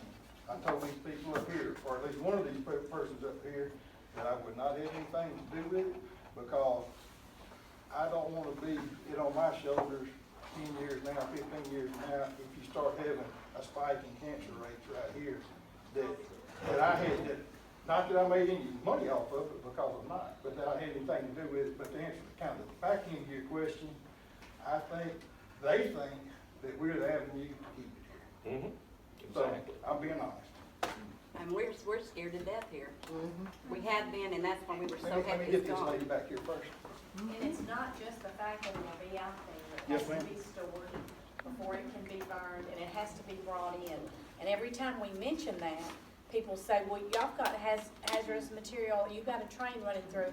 I was woken up as a child by that train track. We know there's a train coming through. We know it has hazardous, but because of that, we're supposed to be okay with bringing millions and millions and millions more of hazardous waste, and it's called hazardous waste for a reason. It's hazardous, and I can't get why we're supposed to be okay with that. And there's one more thing, and I'm not trying to blast you because I can talk for 30 minutes, but another thing I'm having a hard time with is people in Minden will work their hearts out for St. Jude to help kids who already have cancer. But everybody's just gonna say, but this is clean, it's burning clean. Doesn't matter that these trucks and rail cars and everything's gonna be bringing stuff in from all over the United States of America through our neighborhoods. On I-20, there was 2 wrecks in Ruston 2 weekends ago, 18-wheelers on I-20, right in the middle of Ruston. It went right through there. Had those trucks been carrying this, it would have affected thousands of people. I mean, I know it's out there already. I get that. We all get that. But you're asking us to be okay with them bringing more and more and more, and we're just not. These schools we're talking about, and counting Houghton High School, 1,296 kids. The new Houghton Middle School, 1,000 projected enrollment. Doyline High School, 501 kids. And Camp Minden has 200 to 300 kids at any given time. That's in excess of 3,000 kids right here in our backyard. We just can't, and I'm not saying that you're not telling the gospel truth about the money or any of that. And we all want jobs. We all want jobs for our communities. My 2 sons are in business. They could really benefit from jobs, from people having more jobs. And I want people to have jobs because I want people to have money to raise their kids. But there's got to be, if this is the way I see it, if we spent half the time and effort trying to get this in as we would trying to get some decent jobs that aren't putting everybody in danger, we could probably get something done out there. Well, I don't disagree with you, but y'all know that faucet, how that faucet reads. I get that. And I mean, I didn't write that. I know you did, So- and I'm not saying you did, I'm just saying, we're so weary here, you can't imagine how weary we are. You preaching to the choir, I absolutely understand you, and I'm not trying to change your mind. All I'm trying to do is set forth some facts as I know them and what I'm prepared to do for the community. John? And Webster Parish, yes ma'am? Hi, Ms. Madden, would you be willing to do that with or without that chamber being out there? Do what? Or is it just the chamber is out there and we will, clean up and you will donate, the man will donate money to Lake Pistino to whatever? Can you stand on that same thing without that chamber being out there? And still yet your community? I'm gonna say, well, I will say this. I spent $63,000 of my own money and countless hours researching, hiring a company to figure out what's wrong with this Webster Parish school system. So I put $500,000 of my money where my mouth is. So I don't know if anybody else has done that. I'm not saying they Like you haven't. said, you would put $250,000 per year into a fund.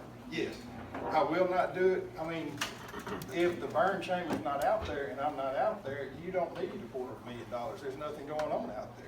Our lake still needs Lake- what you just It's mentioned. still there. Highway I still put up needs. $500,000 of mine. Let's everybody else get up some.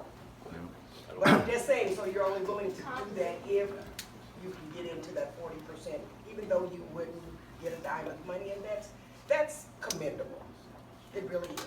Well, That you would do that, but if that chamber was gone, community's still the same, Lake Pistino is still there. And I don't disagree with you, and I'll say this, and I don't want to sound this braggadocio either. I donate tons of money, not necessarily in this community so much, but yearbook ads, signs on ball fields, to politicians, to whatever, and I do 99% of it anonymous. And that's just the way I want to do it, because if my name starts appearing on the back of every shirt and the back of every yearbook, then it's gonna spill over to Bossier Parish and to Bienville Parish, and they're gonna think I'm an endless source of money. Right, because even with that $250,000 that would go into the fund, say if it was out there, there was an explosion, it wouldn't cover the cost of what Doyline endured with that last explosion.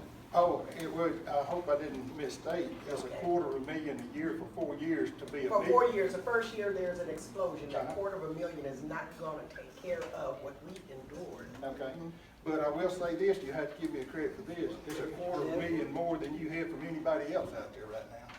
Our kids are absolutely, You gotta- absolutely, but do we wanna John, keep taking that chance? I do have a question. Yes, ma'am. Okay. And I want you to understand, you and I've been doing this since day one, okay? And all these people, most of these people know that. I came to y'all's office, please. I came to y'all's office, brought Larry House and Roger Reed, the day after the first meeting at the Civic Center. We discussed everything that was going on. Y'all told us then about ESI. Y'all had already contacted them before, because we were trying to find out how we could get rid of the stuff, okay? And they were an explosive company. Wait a minute, and I agreed that I would rather have someone that even y'all were familiar with in Louisiana than someone from somewhere else, okay? But here's my question.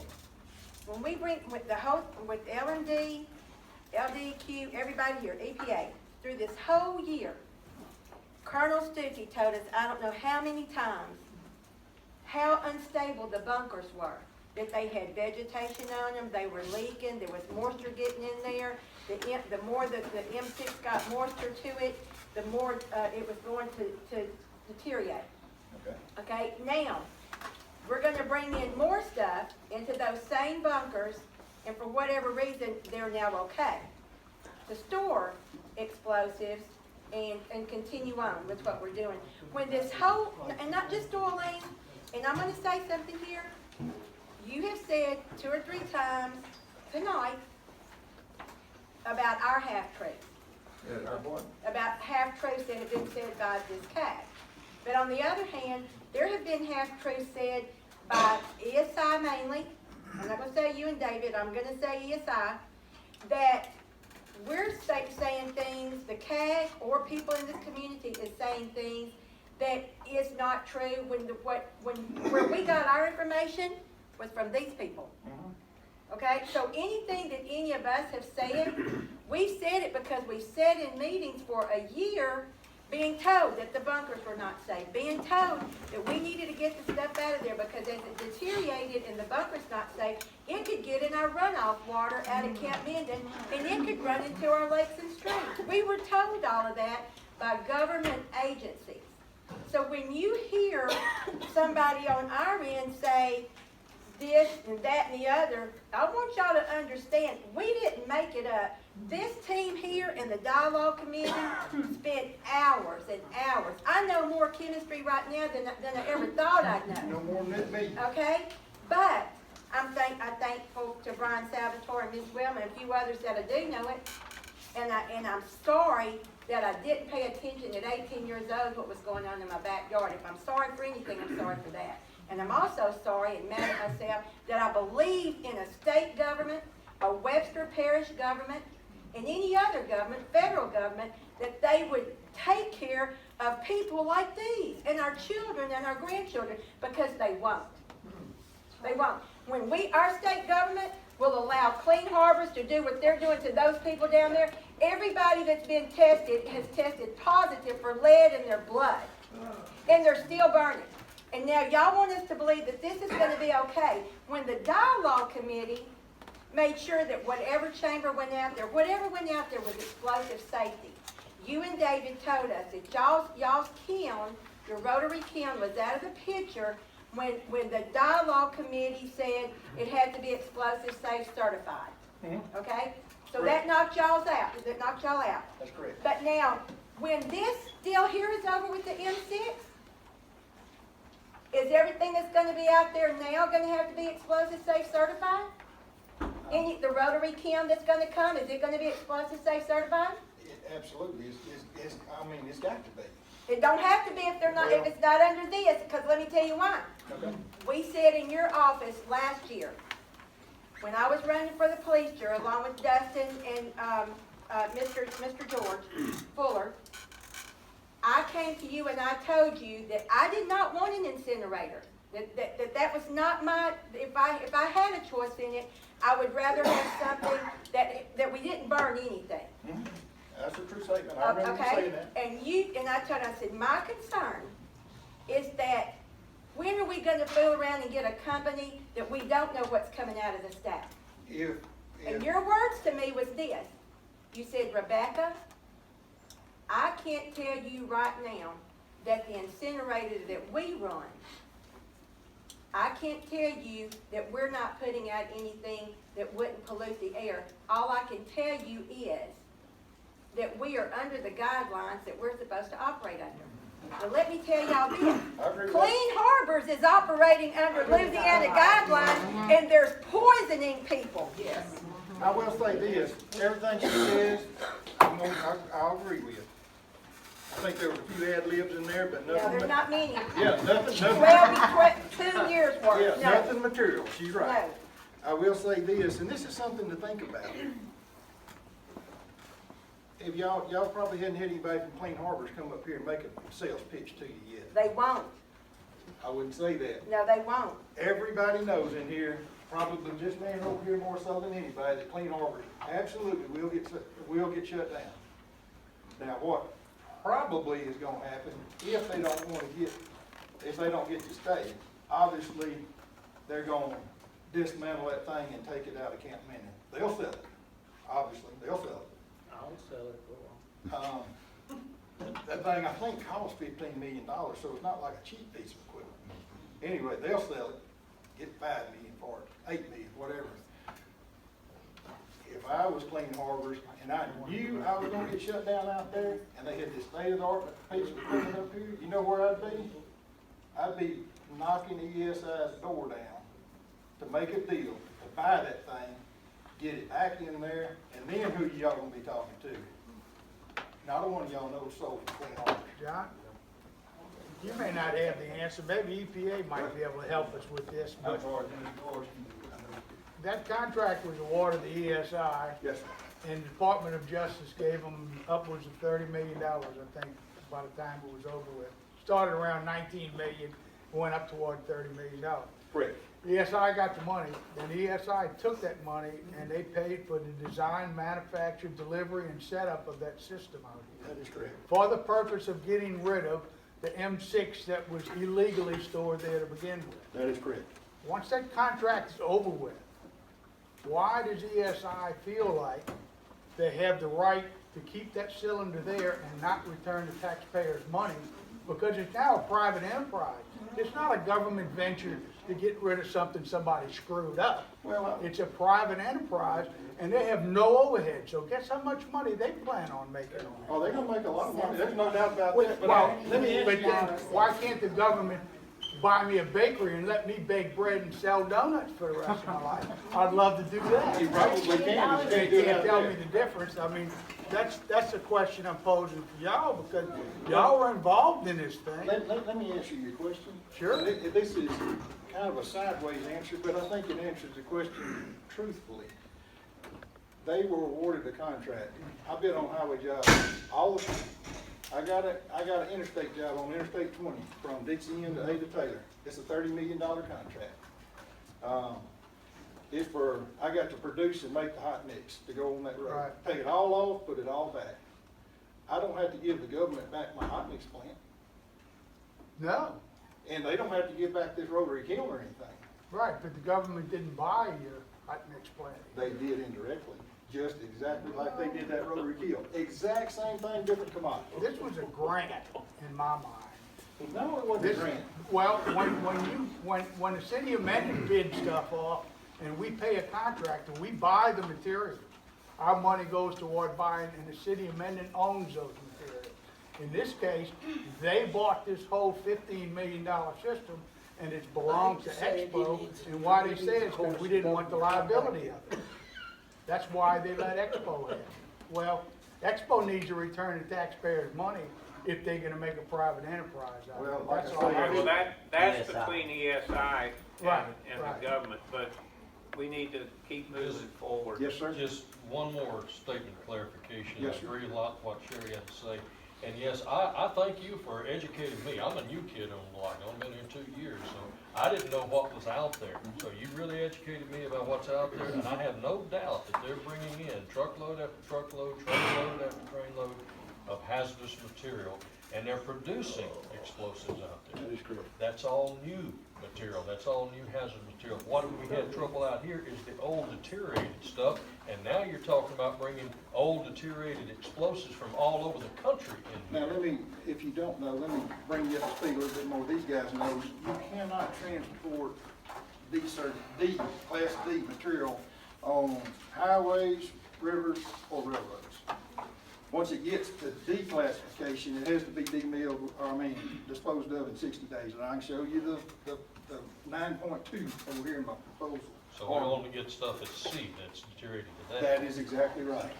That's right. Now, I'm not saying it's much better, because obviously it's gonna turn from C to D, and they're not throwing away C if it's got 2 or 3 more years of shelf life. They're probably getting rid of C when it's got, I'm guessing 90 days, 120 days or something like that of shelf life. I'm guessing on that. Yes, ma'am? My concern is, you're saying that there's nothing in the air that's real clear. Everybody knows it's not gonna be real clear. You're gonna inhale something. You have the bunkers that are deteriorated. You've got soil out there that's contaminated. They're testing the water now. And now you want us to thank you for bringing in more stuff in our community. I don't want any thanks. Well, that's what it kind of sounds like, that you're doing us a favor. What I would like would be, the favor that you want to do for us, put all that money back, would be put the money toward the chamber and get it tore down and moved and respect all of our health and our children's health around here. You cannot buy no amount of money that you make, you have, or gonna have can't ever touch buying health of our children. I agree 100%. So I don't know why we're discussing this.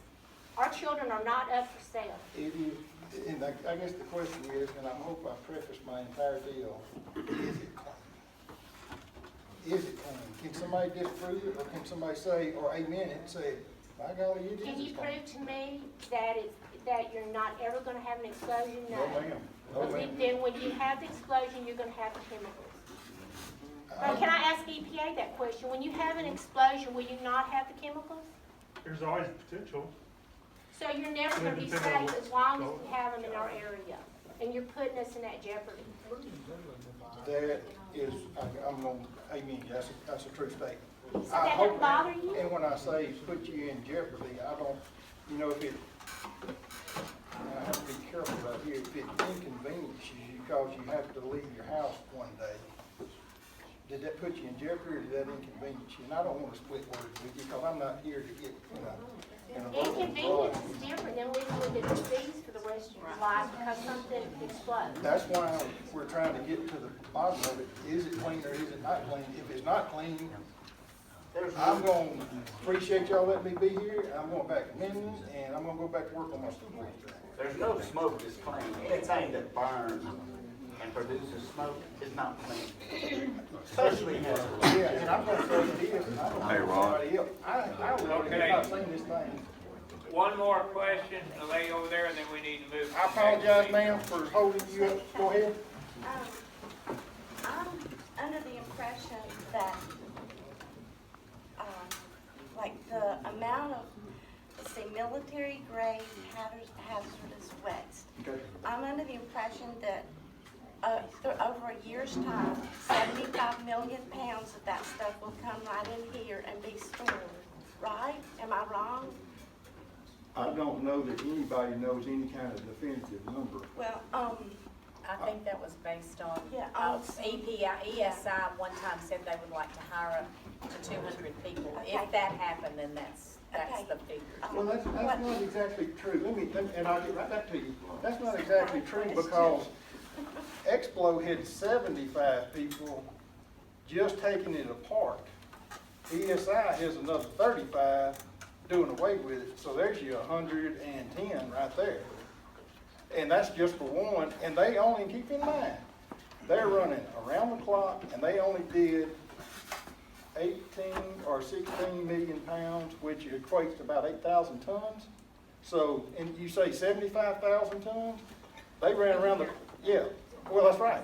But they ran around the clock. Pounds, I'm sorry, pounds per year. 75,000 pounds, that's a truckload No, and a half. millions. Okay, well, I'm back to my math. If they ran around the clock, basically for a year, with 3 crews, burning 880 pounds every 20 minutes, that's 8,000 pounds. Not 8 million pounds, that's 8,000 pounds. And that thing's maxed out. I mean, there's only 3 shifts in a day. You can't run 5 shifts in a day. So, is there 75 million pounds that thing can do? The answer is no. Okay, bingo. If they can do so many pounds a day, Okay. or say a month, Okay. and they bring all this stuff in, it's gotta sit somewhere. That's correct. Are they, okay, how long do they have to burn it? You're supposed to, is it a year? No, that year business is not correct. And if these guys want to pitch in here, according to my deal right there, and anybody can read it, I'll email my whole presentation to anybody. Can you? 60 days after it turns from C to D, 60 days. Okay, in that 60 days, it rains, the wind blows, things seep into the ground. Can y'all guarantee us that it's not gonna seep into the ground and come south as gravity pulls? Well, You know, I mean, I the wind blows not. understand that the top aquifer down to like a hand dug well is already leaching out. Well, why put more there? I mean, Well, let's again- poison the whole state. Again, if everybody, I mean, if the majority of the people don't want it, and it's not up to me. That don't work.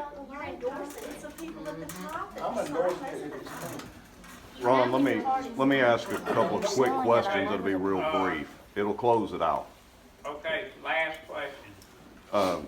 John, I appreciate you coming to talk, and your dad and your brother came and talked to our Bossier Republican Executive Committee on Thursday night and did a good presentation along with Dr. Salvatore. Okay. Can you clarify, we know that the current contained chamber is in Bossier Parish. That is correct. Y'all plan on that to remain there, is that That's correct? You're talking about putting your rotary kiln on the Webster side. That is correct. Do you know how the taxing works with the police, jury, or local groups, or are they a taxing authority on the military base?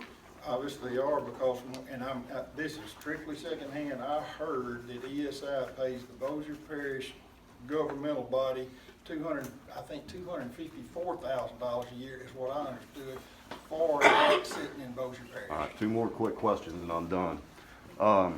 Both ESI and your brother David Thursday night committed to basically M6 or the small munitions you were talking about only. Is that basically what y'all are committing to? No. Okay. I'm laying it out here. That thing will burn, from what I understand, 880 pounds every 20 minutes safely with the air abatement equipment on it. Now, I'm gonna talk about something that I don't know exactly what I'm talking about, but it'll have to be figured out. Just say, if that's M6, just say, and I know these numbers are wrong, just say if you got an M21 or M13 or whatever. I don't even know if they make those numbers, but just say it's something different. And we do a test burn of say 50 pounds instead of 880, and say, well, with Eldorado's engineering, and I got a letter over there that says that too, that they cannot blanketly say what you can put in that chamber, but if you provide to them what it is, then they will do the numbers on it, and then obviously we would do a test burn of probably half that amount. Check our air emissions, and then may bump it up to 75% of the amount. And then you might can bump it up to 100% of the amount. So to basically say we're only gonna burn M6 is not true to my knowledge. Okay, and then last quick. Okay, no more questions. You got two, you only should've got one. Well, I've been waiting Go on about to 10 the minutes next on it. speaker, which is, And I'm doing the Dr. video. Come on. Salvatore. I have some visual aids and some people that are going to help. Former student that came and joined. So some people are going to be on this side. Let's see if you got a high representative over there. Gary had the problems. Well, everybody's getting positioned. I just want to say, I think everybody here is a model audience of how to have a discussion tonight. John, your brother and I, we had quite a debate the other night.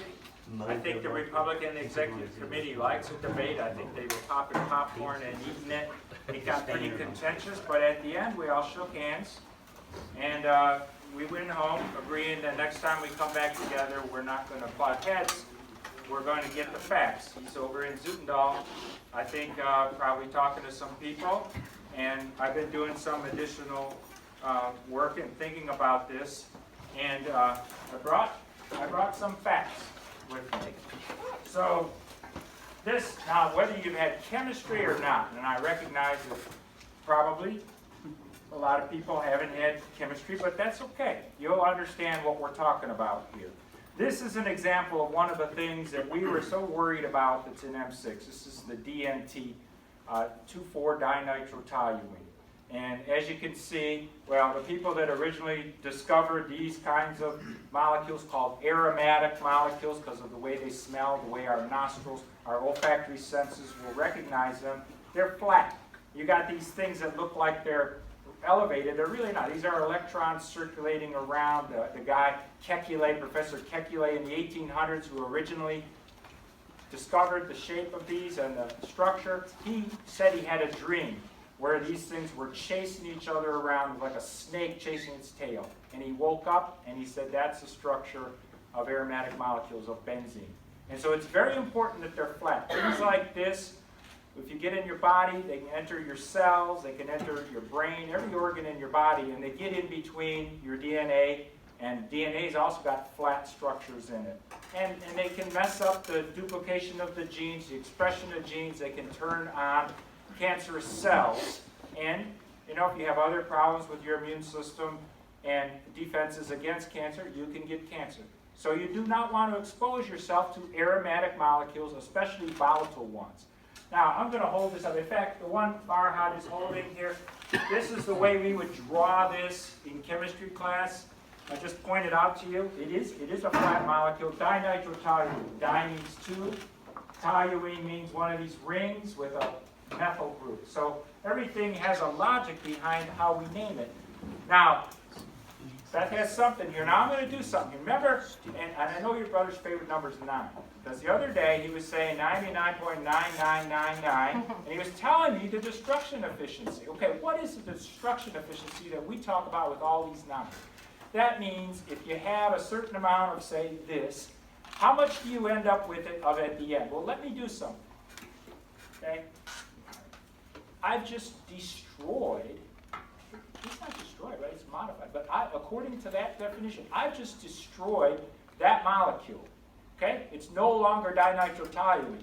Now it is nitrotoluene, 4-nitrotoluene. Okay? I actually made the isomer. Let me take the other one off.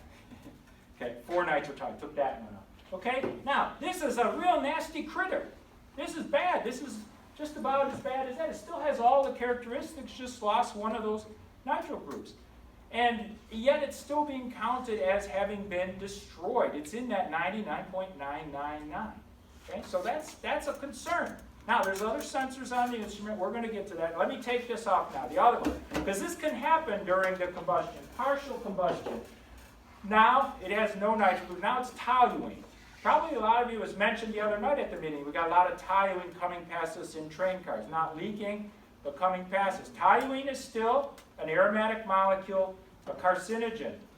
It's not good. You wouldn't want to breathe it. This is now in the category, who's got toluene there? Sam. Sam. Now look what's on toluene. Any of these things that are bad, we got the skull and crossbones. This is what would happen if two of them. Now this is still in that category of having been destroyed. Well, it's destroyed, but it's something else, right? It's totally destruction would be to turn everything into carbon dioxide, water, and nitrogen gas. And that is happening to a great extent, but not completely. Don't let anybody tell you there's zero emissions. There's emissions. Okay, now let's look at these other things. These are all the people over here are in the category of total hydrocarbon content. That means the molecules just have carbon, and I didn't show the hydrogens because they're a pain in the neck, but they're on here. There are hydrogens on here too. So these are all hydrocarbons. What's your name? Christy. Christy? So Christy's holding up hexane. Notice she doesn't have any, hold it higher. She doesn't have any skull and crossbones on her. Hexane, it's not good to breathe it, but it's not going to give you cancer. It's not an aromatic molecule. You look, it looks like a long molecule. That's something you'd find in gasoline. The cars that are going up and down I-20, incomplete combustion, is going to release some hexane, octane, things like that. So we got hydrocarbons in our air. Dolores, you've got pinene. Pinene's released by pine trees. The apparatus is in the middle of a pine forest. So of course we're going to have hydrocarbons. Okay, that's in our atmosphere here. Even nature. Now, pinene's not going to give anybody cancer either. In fact, look at the strange structure. It's not flat. It's like a, it's got a bridge on it. Kind of looks like a pup tent. It's not going to get in your DNA, and yet it's still a hydrocarbon. Now, Carrie, hold yours up. Carrie's got, okay, this can happen too. Take that methyl group off. This is benzene. Benzene. Now, the British will call gasoline benzene. Okay? That's not what we mean when we say benzene. When we say benzene, we mean this is the molecule Kekulé had to dream about, the parent of all aromatic molecules. It's the simplest aromatic structure. It is extremely stable, okay? Very stable. So if you have some remnant hydrocarbons, whether it's coming from the atmosphere, whether it's coming from gasoline, whether it's coming from the partial breakdown of the M6, you're going to have all these compounds. Guess which ones are going to be easy to destroy? The least stable ones are going to be easy to destroy. So, Dolores, I would say that pinene, if it's in the atmosphere, it's going through the system, this thing they tell us it's cleaning our atmosphere, it's going to preferentially clean up the pinene and the hexane. The more stable things, energetically stable, they're harder to destroy. So the benzene and the toluene. Now, do we know this? We don't. Why don't we know it? Because the sensors that we asked for, IR sensors, could distinguish aromatic from non-aromatic. Mass spec could tell you the exact mass of any of these things, and they all have a unique mass. Ion mobility spectrometry would tell you their structures based on how they move in an electric field if you ionize them. The EPA told us no. They said, quit asking for these things because they're going to cost money and they're going to cause us to have to go back and talk to the people in Dallas and Washington, and it's going to slow down the process, and you've got those unstable bunkers out there. So we relented. We said, as a CAG, okay, well, we don't want to be guilty of causing some catastrophe. We want this stuff to be destroyed, and we know it's just temporary. So we are going to accept everything at face value. Now, when we did that, and I have some data sheets here, we get numbers. Now, I got a number from the gentleman over there that told us what the total airflow was through the system. 10,400 cubic feet per minute. I mean, I knew it was huge because when I went out and toured the system, I heard constantly outside, this huge noise. That's the air flushing through the system. Now, what does that mean? Air, of course, it's good to have air going through a combustion chamber, yes. I contend that I think they got more air going through that chamber than they need. Okay? You have to talk to Bob Hayes about that, and he might debate me. However, they've got, per day, 425 million liters of air going through their system in a day. Well, what's the consequence of that? Dilution. If there's anything that's really, really bad, it'll be diluted, and it'll look like it's got a really low concentration. That's just the consequence of putting huge airflows through there. That's my concern.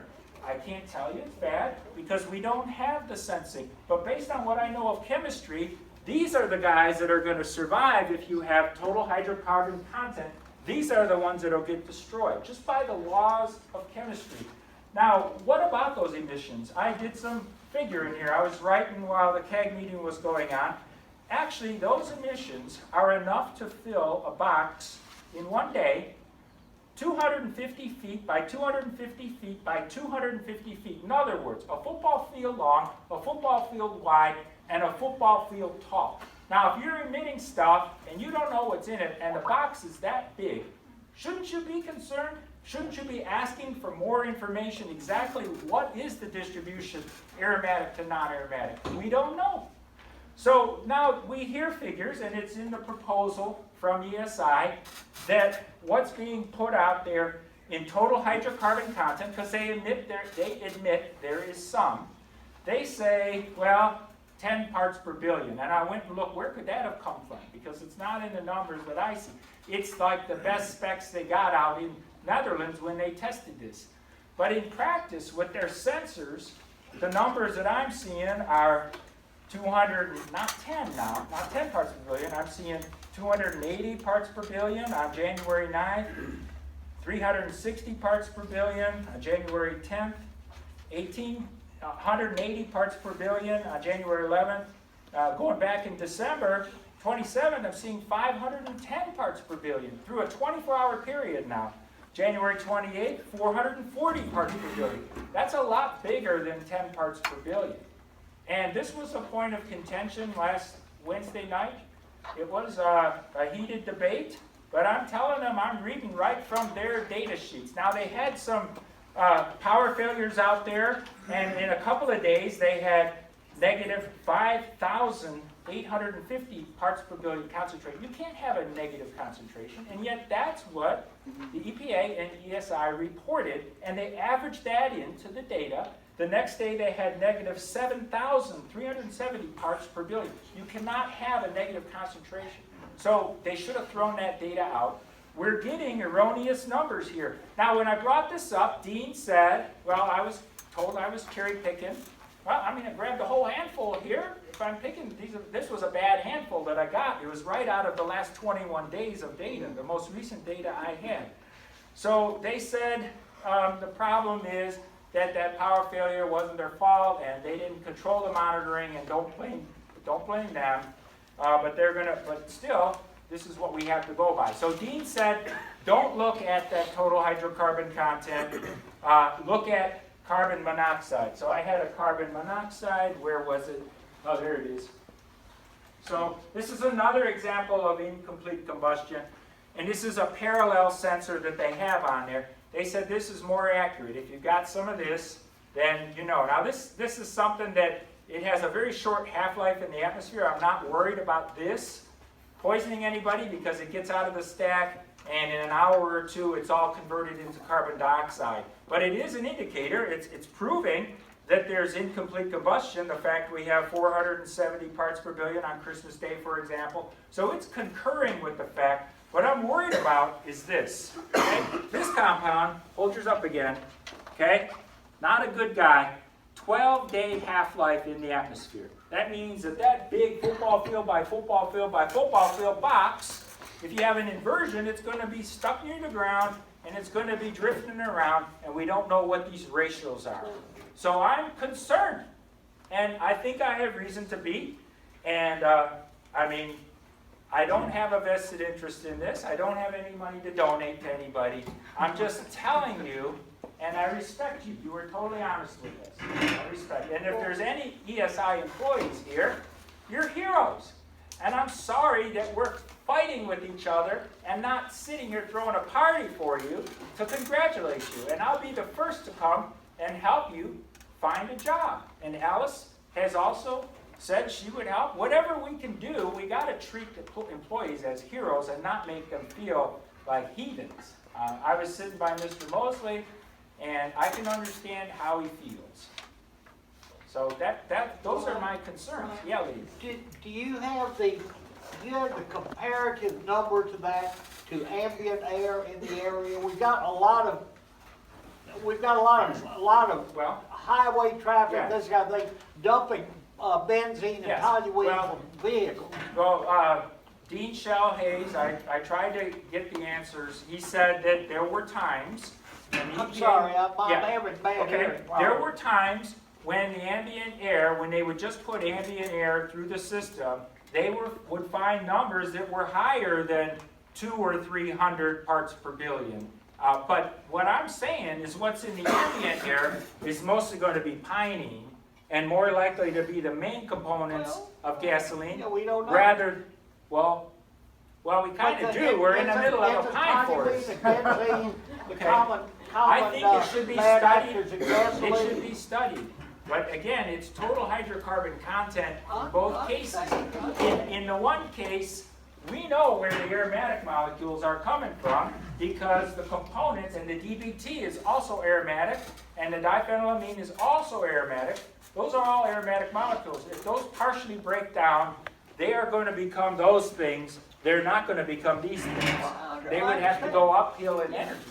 But in a lot of states, not Louisiana, but a lot of states, they have these hoses that go over your gas tank to trap toluene and benzene. At the filling station, but not out on the road. At the filling station. At the filling station, But right. I wanted to make one more point. That's I'm what I'm almost saying. done. Do you have some kind of comparative numbers to that, to the Well, numbers? if we don't have the sort of sensing technology that would be able to find it in the emissions, how can we? We did everything we can. We got down on our knees and said, give us the 21st century technology. Don't give us this leisure suit 1970s sensor technology. It's not good enough. We begged. We were told no. So the other thing, the last thing I want to say is that if you do the calculations, and I can sit down with anybody and show you where I got these numbers from here just to see. Not question your numbers. But Lee, I want to just finish. And then I have one more point to make, and then question. So 425 million liters per day, according to the figure I got there. That's what's coming out. How much total hydrocarbon content? Not if we use that big figure, 510 parts per billion. Let's say what I see here in the middle, 200 parts per billion. How much total hydrocarbons is that? Because they're telling us it's zero. It's not zero. I calculated at 200 parts per billion total hydrocarbon content, there's 150 pounds per day of emissions coming out of that stack that are hydrocarbons. 150 pounds a day. Now, if it's 150 pounds a day of these guys, I would be worried for the workers. I would be worried for people in Camp Minden, the prisoners. I'd be worried for the personnel. If it's out in the town of Doyline, obviously that's going to get diluted. By the time it gets to Minden, it's going to get diluted. But I will tell you that 5 parts per billion of benzene is enough to cause 500 additional cancer deaths out of a population of 1 million people. Just 5 parts per billion. We're talking about not knowing what this 200 parts per billion is. Now, it doesn't mean that people in Minden are going to have that elevation of cancer deaths because of the dilution. There's tremendous dilution even going that 5 miles. But it's a concern. Some days are better diluting than others, especially for areas close. The high school, the personnel on the base. Some days that football field by football field by football field box doesn't diffuse all that well and dilute itself. So we need answers to these questions. And we were denied these answers, and these tremendous flow rates are a concern to me because the more air you put out with anything in it, the harder it is to dilute it. Okay, so I'm done now.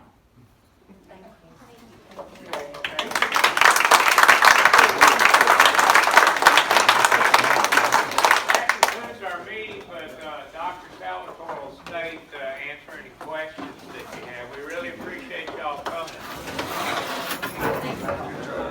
Until next time, good seeing you. See you next month. Oh, well, I won't see you. Congratulations. You'll have to stop back by with me.